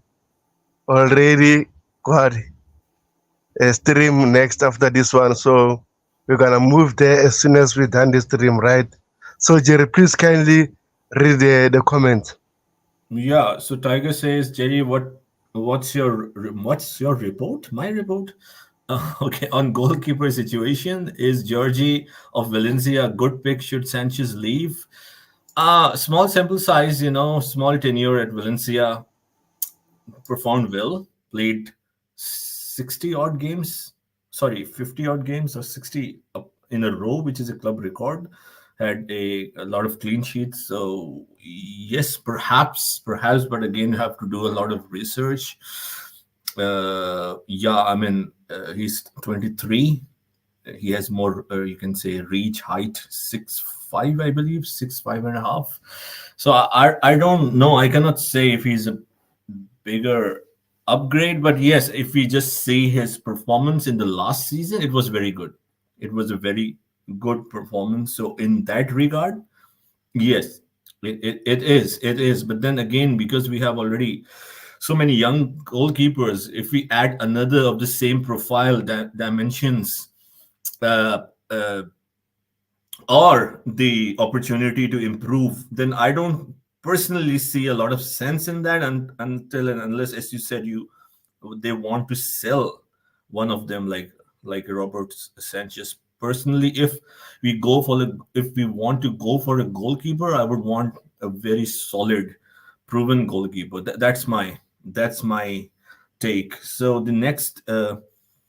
The message reads from Rich Moneymakers, legend DJ. You loves our sporting directors.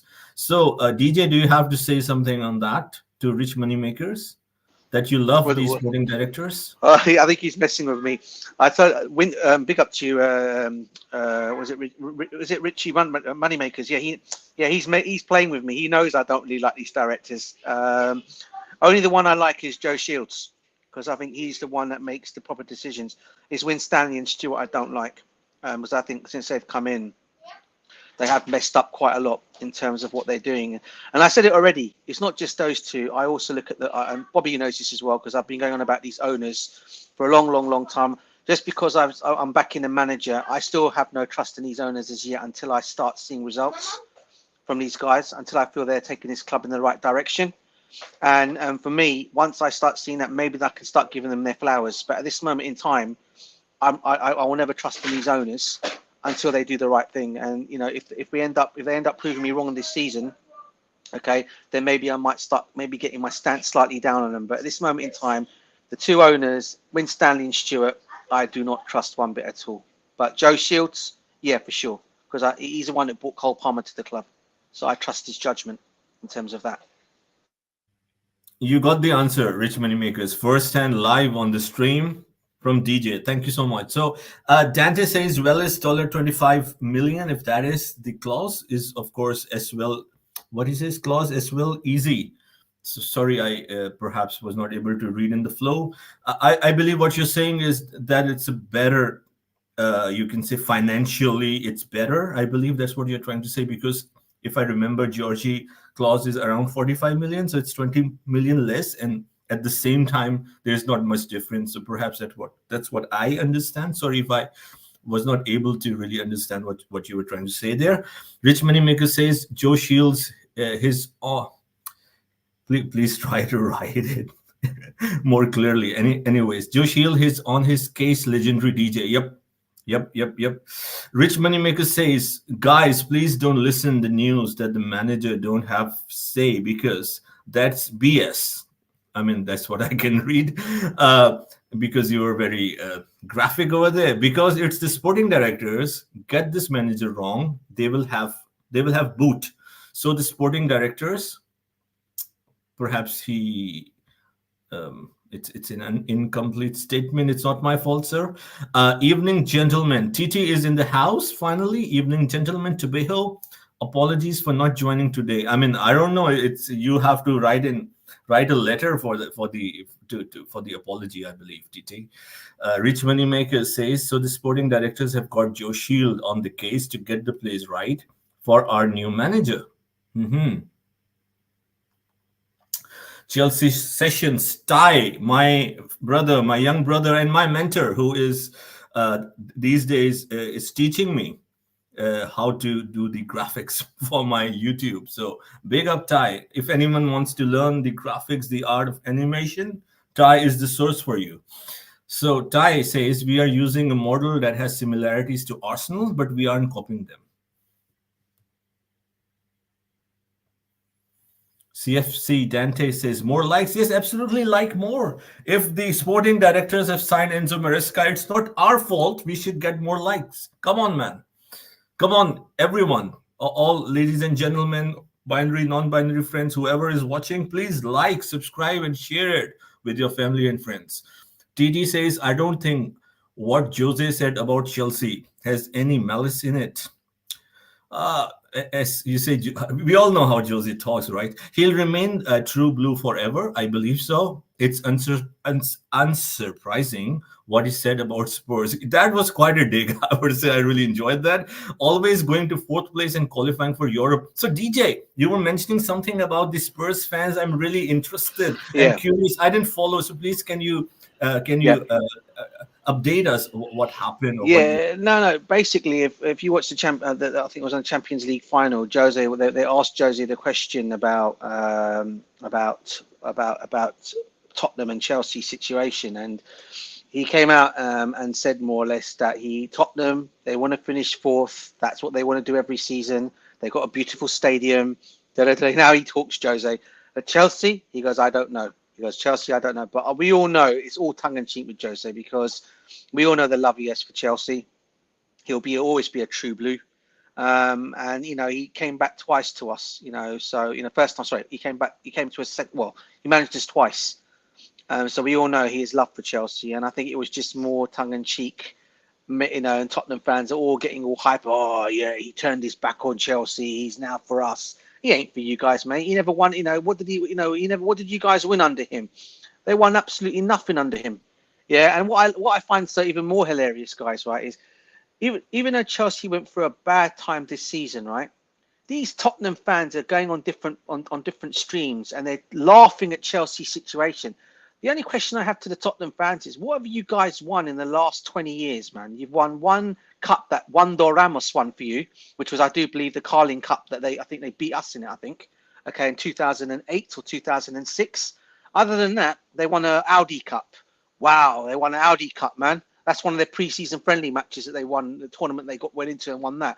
What have Chelsea done? We've gobbled up everything. We've won Premiership titles. We've won the Champions League. We've done the Europa Cup. We've won it all. So Tottenham fans can't laugh at us, Chelsea fans. And the more they want to laugh at us, just look at the history. And I think you'll just know from that what club stands at. And I said this already, right?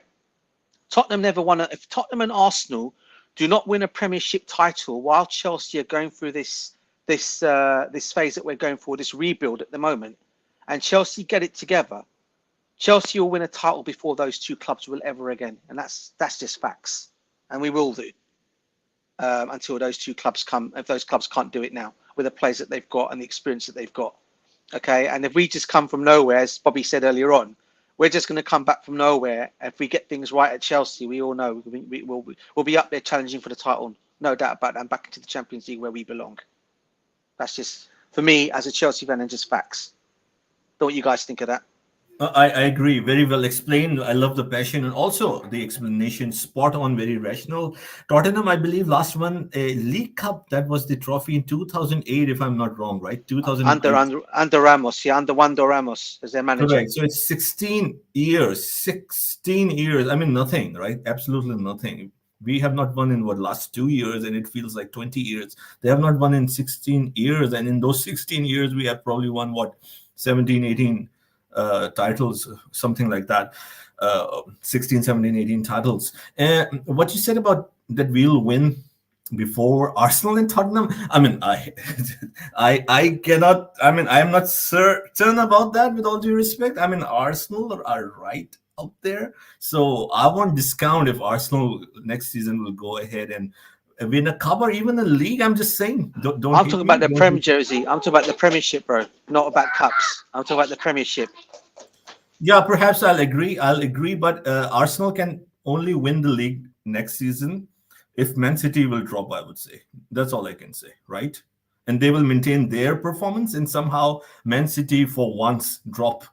So in that way, it's likely, but I get it. I agree with you. I'm just saying it's still possible for Arsenal to do it if they can maintain and sustain what they have shown this season, which was good, which was very good, by the way. So yeah. So to the next comment, Rich Moneymaker says Winsley does watch the Amazon Prime of Arsenal and Newcastle, but Iqbali wants quicker results, not signing under 21 like Arsenal did. Any other message? TT says not even claiming they are. I think the message is gone. Not even claiming that they are trying to win any trophies, just top four and great facilities, which is true. Yeah, the facilities are world class. There's no doubt about that. Remember, guys, a lot of injuries has slowed down our project. Of course, that's true. Chelsea sessions. I don't want to agree with Govan. Yeah, Ty, you remember, right? But I agree. I got it, Ty. I perfectly understand what you're saying. Daniel Kuromo, Kurama. I'm still trying to get the African and different pronunciations right. So forgive me. Sorry, not forget me. Please remember me in a good way. Buying young players and selling them as Wenger project that we are trying to do now. So it's kind of a dig, I would say. It's an interesting statement, but you have your right to say what you want. Big all the chat from Atazi as when Mark. I believe it's a Netherlands name, if I'm not wrong. It seems like a Dutch name to me. Indefinite says, welcome Indefinite. Perhaps a early afternoon in Las Vegas. Thank you for tuning in. Giorgio is a 6'6" Georgian beast. Yes, he's a monster. Petrovic and Georgie going. I'm saying his first name because second is different for me. Going at it would be great. We should be looking to offload Sanchez, Kepa, and Slonia. If this is the case, Slonina, sorry. I want Emiliano Martinez. Yes, I mean it's interesting, but I don't know if his ball playing ability would really suit the new manager and his tactics. But Emi Martinez as a stopper, as a goalkeeper with his attributes is, I think, right up there, top 3, top 4 right now. But if he's a good fit, why not? But this ownership and sporting directors will never say never. If let's say we have the funds, it's 65, 70 million, right, for Emi Martinez. If it can work, the only thing that a lot of people who understands better, like Roger and the goalkeeping, can explain the goalkeeping, you can say, attributes, perhaps think that he's a world-class goalkeeper, but still lacks, still not up there when it comes to playing with his feet, playing from the back. So it's very important, for this new manager and for modern football. CFC Dante says, Garvin Wilson, I keep saying Abramovich chose these owners as was best for CFC going forward. Even though people say he did not choose them technically, he had a big say as he loved CFC so much. Indefinite. The average age of Madrid is 27.7 years. Bayern's average age 27.7. Interesting. Man City's average age 26.4. So all 3 to 4 years. They have more. The average age is 3 to 4 years more than us. What I understand. The Chelsea we all know is dead. Next season Next season will be a boycott from me. So Bobby, because you're here, our friend who just tuned in, I believe from Holland. Please let us know.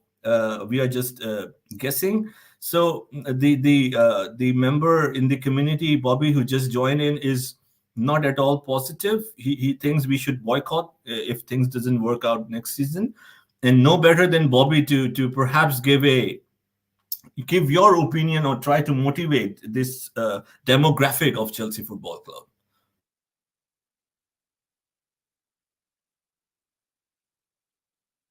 Bobby, are you there? Garvin, DJ, anyone? Yeah, I'm here. I think Yeah, I please was go ahead, Bobby. thinking. The fan is very. He don't have any hope, so I thought no better than Bobby to perhaps give this talk on this section or this demographic of our fan base who are thinking to boycott Chelsea next season. Oh, there's some people thinking to boycott Chelsea. Um, to be honest, if you're thinking like that, I'd rather you did boycott Chelsea. That's my simple answer. Bye. That's not support. I don't know why you'd want to boycott them when, one, nothing's gone wrong. I can imagine if there was a disaster and they were losing games and things and you were feeling hurt and you came out with that. But without that happening, simply because either, listen, you just listen to DJ. He said, yeah, he doesn't really, the jury's still out with him and the owners. Fair enough. But that doesn't wane his support. No, I can't accept that people who are meant to be fans are talking about boycotting the club. Why? Why would you even say that? You are part of the club if you're a fan. Your support for the club is what galvanizes the club, is what keeps it going. So talking about boycotting to me sounds rather divisive, and I would honestly rather not have people like that in the trenches with me than those that would say, look, I may not like what's going on.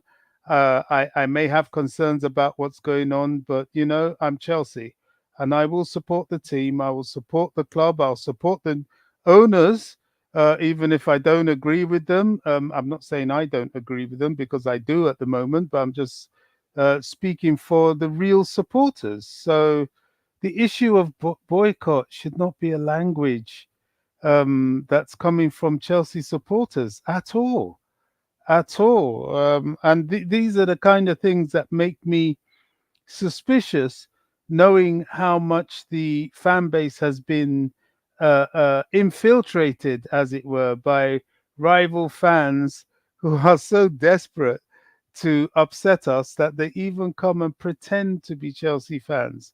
Now, I don't know about this, but I do know that if somebody's coming to me saying, "Oh, I'm thinking about boycotting Chelsea next season," I'll give them a handshake and show them the door and wave them goodbye because we don't need fans like that. Yeah, Jerry, just quickly, Gavin, what time are you doing your show so that we can let people know?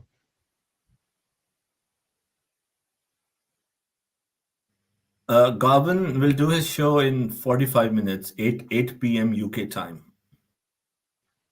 Okay, thank you very much. That means we still have time. So I think we should address this news from the screen before we read some comments. Otherwise, we're gonna spend the whole day reading Yeah. comments Yeah. and then So I'll just no, So I'll just read this one, if you don't mind. if you don't mind, because no problem.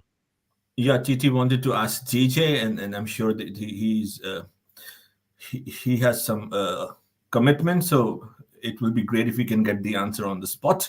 Thank you for understanding. So TD is asking DJ, what do the owners have to do to sway you into your support? Sir, please go ahead. Well, listen, as I said, I like Bobby said it earlier on. I don't. Any fan that comes up and says they want to boycott, despite even though I said the jury's still out for these owners, which I say they are for me. All right, but I will never stop supporting the club I love and have a passion for all these years. That will never stop. My club is my club. It's Chelsea. Grew up supporting them, followed them since the 80s. Become a fan through my dad and everything. Right, yeah. And I've seen our ups and downs. I've seen us get relegated. I've seen us come back up. I've seen it all. I've seen all the bad things at Chelsea, the save the bridge for £1, all this thing back in the day. Believe me, I've seen it all. The other stuff that went bad with back in the day when Ken Bates used to ban all the press for the stuff that they used to come out and say back in the day. There's all that stuff a lot of fans don't maybe know about. I know Bobby would know a lot about that as well.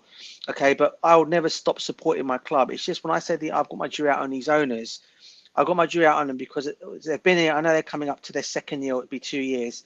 I just feel since they've come in, to where we were when Roman had left us and when TT was our manager, to how we dropped down in terms of the management that we've taken. I think the management decisions they've made have been poor.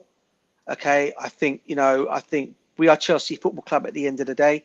If you're going to get rid of a class manager like Thomas Tuchel, then surely you bring in another manager of that caliber to come back to Chelsea. You don't just go and bring in a Graham Potter, that model they wanted to follow from Brighton, and see what he's going to come and do. Because what did Graham Potter really win in his career, apart from back in Norway when he was managing there?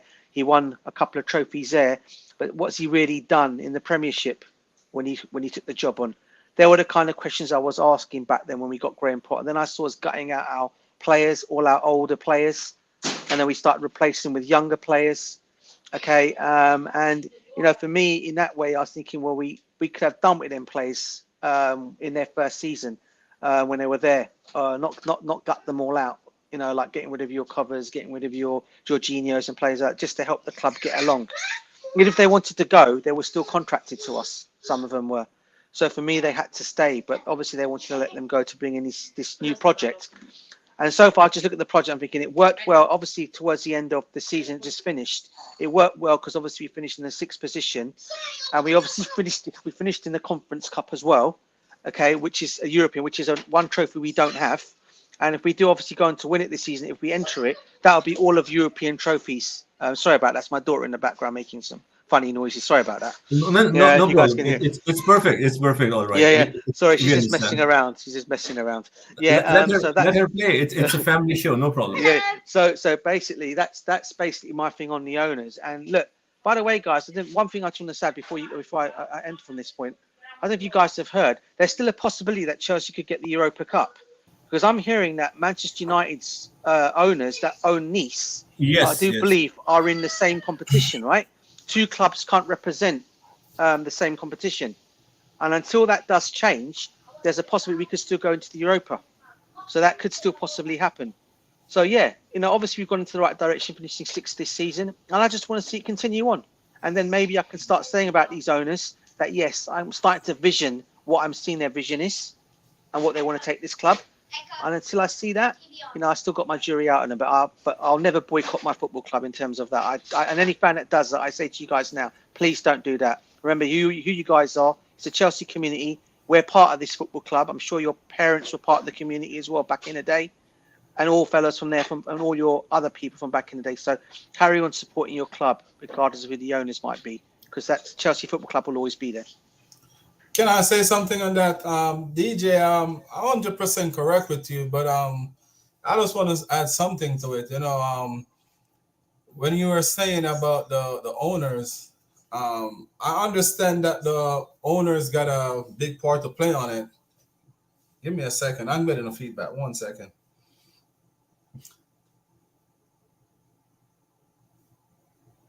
There we go. Sorry. The owners, I know they we can see everything that they're trying to do.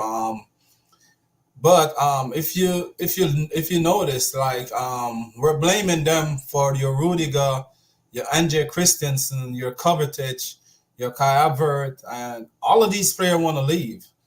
So there's nothing that these owners could really done to keep them because they already made their mind up. Kepa made this suggestion that he didn't believe in this Chelsea project. That's why he want to leave after he win the Champions League, and before when he just left to Real Madrid.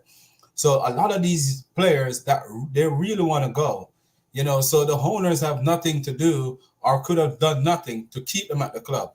So therefore, we cannot blame the owners for that part, because you cannot keep a person if they're not happy. If a person is not happy, you have to let them go. And majority of these players really want to go. And a lot of the Chelsea fan base, they're always saying that we really need a rebuild. So we asked for a rebuild, and now we get the rebuild. Like, a lot of us don't really accept the rebuild because we're saying they do it too quick, which that is understandable. But when your hands are tied behind you, you got no other option. You just have to do what you got to do. So for me, I think these owners already know that it's going to be a struggle for us to reach back to the top. But when we reach at the top, we can at least sustain it. So it's a gamble. Mostly everything we do in life is a gamble. So you have to gamble to come out victorious. If you don't buy a ticket, you don't stand a chance. So I think these owners right now is just buying their tickets right now and just hoping that they hit the Mega Million or the lottery, or with some of these young players, hope they come to be world class like your former players that we bought, your Kevin De Bruyne, your Mo Salah. If they don't take the chances, they will never know what is behind the closed door. Have to open the door to go in to see what's there. So that's my real take on it. It's a gamble, and we all understand because Rudiger wasn't going to stay. Rudiger, once Real Madrid come and knock on the door, we already know that Rudiger is going to go. But because the love he got for the fans, he tried to play it down, But that's what these players do. They play it down like they didn't want to leave or they get forced to leave. But deep down inside, they know they were going to go. Just like Andre Christensen. Like, he know that definitely was going to go. And then if we're going to blame someone for that, we have to blame the whole regime because these player contract should at least get sorted out. If you notice what these new owners are doing, they're setting a standard right now where all players, you sign your contract, but they have like a year or two where the club can activate it. So that means we're not going to be in this situation anymore. Just like Omar Hutchinson. He got 1 year left on his contract, and he did well over there in Ipswich. What they do, they release not this next year without they don't even need his permission to have the extra year to it. So that give us one more year, so we can either sell him this summer or we can gradually bring him into the team and then try to convince him to sign another longer term contract. So these owners are very smart. We're not going to be losing players for free anymore, like we used to do under the old regime. So we have to give them props for something, and something we definitely, can say, they should have done this better. Like with your Potter, what you're saying, they should have done their research a little bit better. But sometimes you have to make mistake to grow in life. Sometimes when you make the mistake, it open your eyes widely, so you know how to advance from it and don't make the same mistake again. And I think this manager appointment, I think deep down inside of me, I think it's better than when they just started out. I think they already learned from their mistake, and I think they already done their homework. So, Gavin, let's start from you, right? Now the reports from Fabrizio Romano, Sky Sports, all the intermediaries are saying that Tosin is coming to Chelsea. He's going to have his medical next week. So let us know, what is your thoughts about Tosin coming to Chelsea? I don't want to name his surname because I might butcher it. So to be kindly, what is your thoughts about Chelsea signing Tosin? Also, guys on the chat, if you're new, subscribe to the channel, hit the like button. And after this stream, we're going to CFC Gavin's channel. So catch us up there also. So Gavin, it's up to you. Yes, sir. I appreciate it. For me, to sign a defender in the Premier League, and it's a good thing because none of us know what Fofana we're gonna get after this long injury break for him. It's almost 2 seasons without him really kicking a ball for at least 10 games in a row. So none of us know what we're gonna get. So this signing for me is a plus. And as I said earlier, this is similar what Real Madrid do.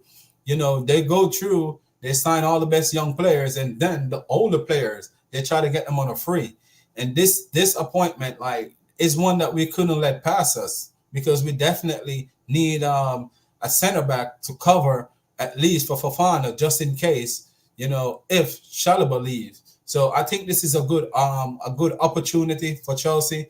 and I think he will do well because he's a player that got speed, he got the height, which we're gonna lose with Thiago Silva, because you have to remember Thiago Silva is one of our best aerial defenders, and we lose that, but we gain one a player that can give us a little bit of what Thiago Silva would bring, and he do got experience, so I think this is an excellent signing. Thank you. And Jerry, what about you? Yeah, a good player, a solid player, I would say, had a good season with Fulham. Of course, not the best player in the world, not a name that people would get excited, and the popcorns would drop from their sofas. But he brings an experience. Had a solid season with Fulham, and this is, you can say, the void for me at least will be filled with more experience, and a team, a mid-table team with no disrespect like Fulham. He actually had a very good uh, season. Of course, I have to look more, as you know, I always want to look more into the players before I really analyze, because we all, of course, watch, but generally we watch Chelsea games, like I can say for myself, and then I would try to watch City, Arsenal, Man United. It's the big teams, it's difficult to catch up with the likes of Fulham and all these clubs. So for now, I can say a good signing. As I said, it fills the void. He had a very good season with Fulham, and so yeah, I'm perfectly okay with that. It's a good signing, I would say. Thank you. Appreciate it. TJSF, what about you? I'm quite happy with the signing. I think he's. People obviously say, like Jerry, she just said, yeah, he's not obviously a player that would pop out to everyone and say, yeah, great. But for his height, for what he's done, and I think he's actually quite good on the ball as well. I think his passing range is pretty good as well. So I think for me, and he's got the height, which is great. As I said, the height, which is good for us when we're, especially at set pieces. For me, he'll be ideal for that in the air for us corner kicks, defending corners as well. He's ideal for that, and I think for me, I think he fits the bill in terms of obviously in terms of him being at the age that they were saying they were going to look at. Is it 27 he's now? 26, 27 he's now. So I think he fits that age bill of coming in as an experienced defender.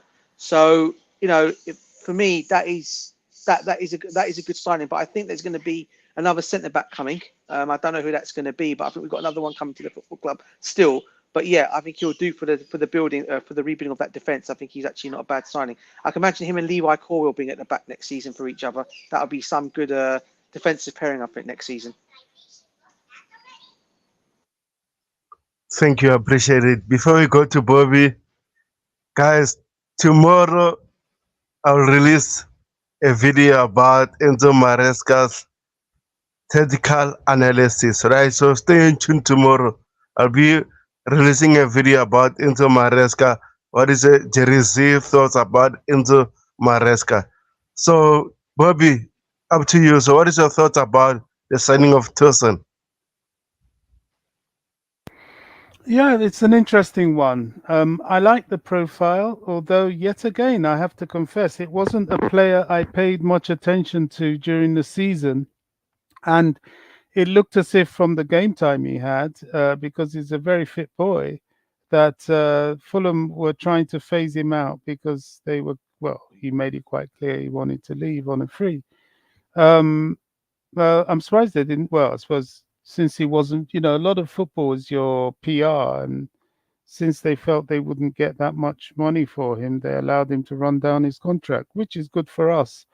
I like the height. I like the physicality, which I think we desperately need. I hear he's got a shot on him from outside the box, which is good. He's good in the air. I think it should be a good buy.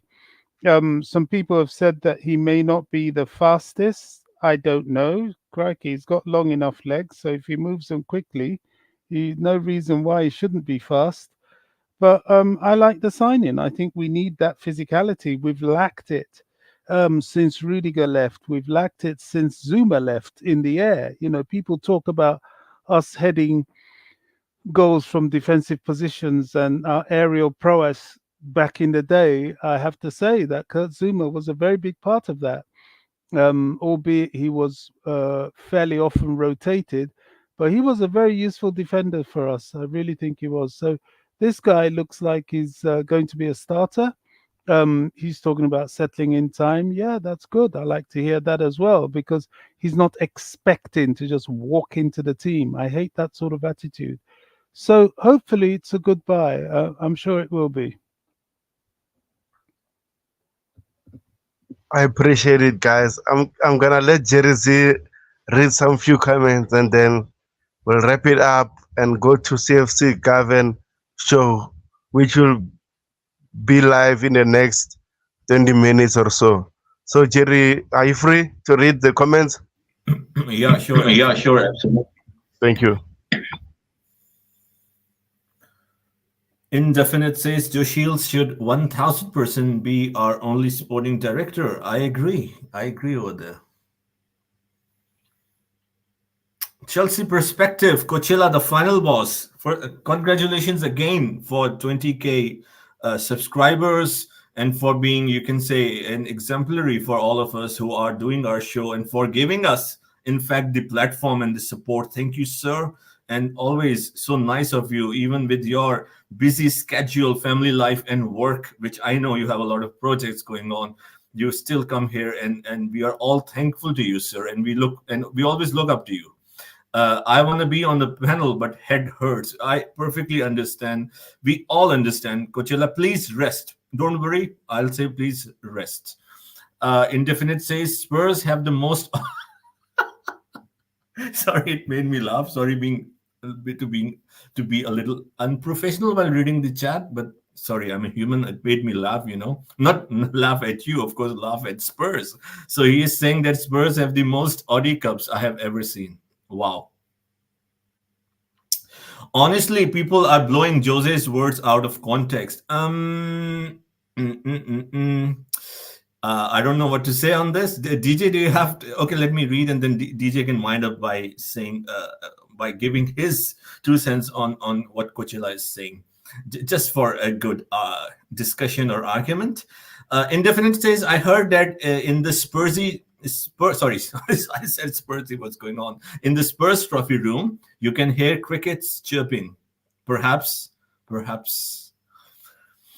Highly likely. So, are we done with the comments to be held? No, just give DJ Sef the moment, and then I'll share the other one. Absolutely. So, DJ Coachella, our final boss is saying that we are taking Mourinho's statement out of context. So, if you have anything to say to that. First of all, big up to Coachella, and obviously congratulations on his. Is it what's he got 20? Is it 20K now on his thing or something like that on followers? Yeah, on his, congratulations to him. He deserves it. The guy does work very hard, and big up to him. When he means we're taking Jose's comments out of context, how does he mean that? Because I look at it and I say that, yeah, Jose looked like he was saying that he was more or less trying to put Chelsea down, but I don't think he was.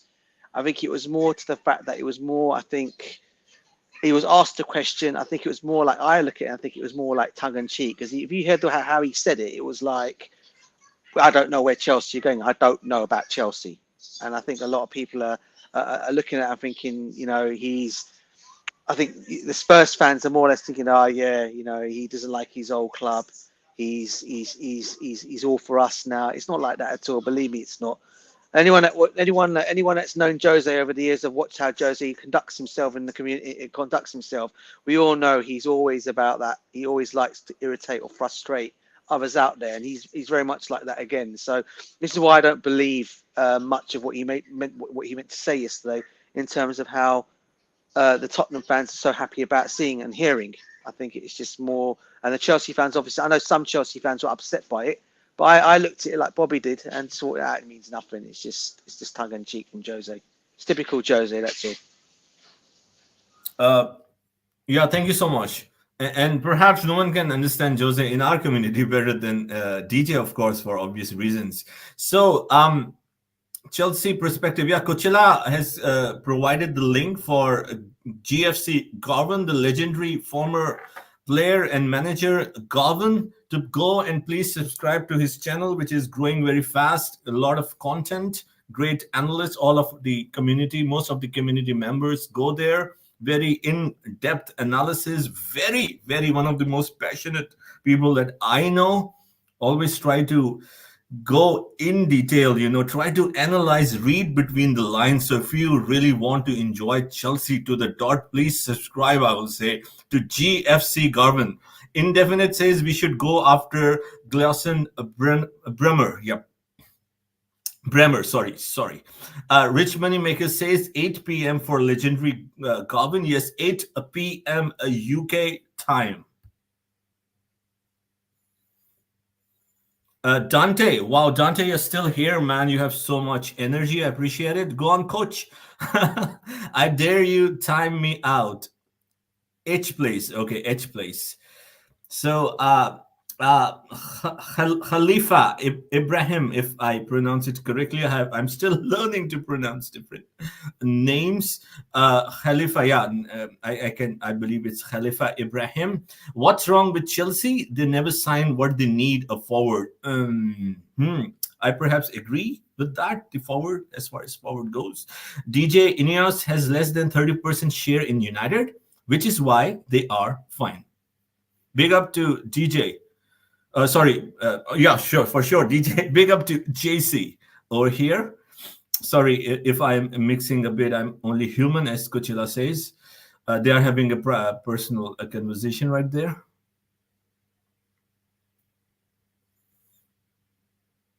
TT says, I don't think we truly understood what was meant by a rebuild. Interesting point. The owner's way of doing things is very American, abrasive, aggressive, and quick. DJ, would you like to say something to that? Abrasive, aggressive, and quick. Oh, Jay. Now listen, if that is their approach, I mean, look, I'm not going to, everyone has a different approach. If that's how they do things, I mean, they do their analysis, I do believe, on, it's not actually, I think they do more of theirs on data, I do believe, which is that kind of like, I think that's how they do it in America. Someone might maybe correct me if I'm wrong here, but I think that's what they mainly do in America. They do it mainly on data. So I don't know if that's the kind of approach you do when you're coming to do a football club, which is different, two different things. But as I said, I'm not, what do you call it now? As I said, I've got no, and I want to say this one more. I've got no hate towards the owners. As I said, I could never hate anybody, even my worst enemy. I could never hate him. All right. I've just got my own, at this moment in time, I've just got my own jury out on them for this time being and see what they're going to do. I believe they probably will get it right eventually, and I'm not going to dispute that. They're not going to at all. I just want to see. I just obviously want to see. I mean, obviously, I know it's the rebuilding job. I get that, but I just want to see them be a little bit more ambitious when they're doing their signings. Now they're going to be bringing the experienced players in this season, which is great. I just want them to go from that onwards, just to come in and obviously with the young squad that we have, just to put that kind of experience in our young squad and blend them together. That's all I want to basically see. So let's see what happens with that. But as I said, I've got no judgments on them in terms of that. I've got my jury's just out on them until I see things happening. And as I said, finishing 6th position last season, that's the start. And getting into a cup final as well, which we did as well. So we're not far away from it. All we need to do now is just win something. So, yeah, thank you so much for the explanation. I completely agree with you. I'm on the similar boat with you, with the same school of thought. I will examine as a scientific person. I will see, of course, always try to support the club, always, no matter if I'm criticizing or saying something, but the support is more than 100%. I can assure you, I can assure everyone. So, yeah, so I'll just try to read the remaining comments, and then Tobeho, you can wind up the show, because GFC Garvin will be going live in the next 15 to 20 minutes. So let's wind up the show. According to a final boss, I say it, final boss, he's my final boss, Coachella. Tosin is a perfect Bobby type of a player. Wow. Declan joined Oh, the then show. he must be good if he is then. Yes, Bobby, absolutely. Coachella must be knowing it, and that is the reason why he put it there. We will examine more in the next streams what he meant by that and why he is a perfect Bobby type of a player. So big up everyone on the coolest channels. Thank you for tuning in. You can always watch the show on Rewind, and we will be going on our brother Gavin from Jamaica, his stream live in approximately 15 to 20 minutes. Anything else to Anything behold? else to behold? Yeah, big up to Dite. Yeah, big up. Yeah, Indefinite big says up. we have spent about 925 billion pounds. Wow, I wish I had 1 billion. I mean million. Uh, we should have at least gotten a Rodrigo replacement and an N'Golo Kante replacement and elite striker. I agree. Things could have been done much better. I would still say that. Question for legendary DJ. So we can wind up the show with this question, perhaps, because we have to give we know that we must finish this before our brother goes on air. So DJ, I know there's so many questions coming to you. People love your analysis. You're amazing. You know, your the way you analyze, the way you are very articulate. So it's great. The audience are asking you so many questions. So let's wind up the show with this, because we would love to go ahead, but we have to go to our brother's channel. The legendary DJ, question for legendary DJ: if you had a choice, would you keep Chalaba or Livy Colville? You can only pick one. Oh my, that's a tough one, man. It really is a tough one because I like both players. I The reason why I'm sitting on the fence on this one. Sorry, rich money makers, and big up to you, brother. I'm sitting on the fence on this one because I don't want to see Chalobah leave. I think they've both got everything. I think for me, coming through the academy as they have, and Chalobah, the way he has done when he came back into the squad, I thought he was probably one of our better defenders when he came back into the squad and playing alongside Thiago Silva, or it was either or when he was playing with Badashili. For me, so I find it a tough question to ask. I like both players. I don't want to see any of the players leave. Those two.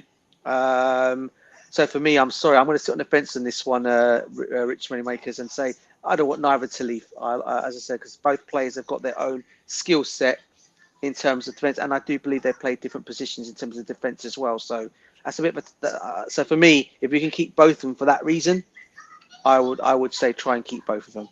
I hope that's not what you call it in any way, brother, but that's the only one I've got on that one. Yeah, appreciate it, DJ Sef.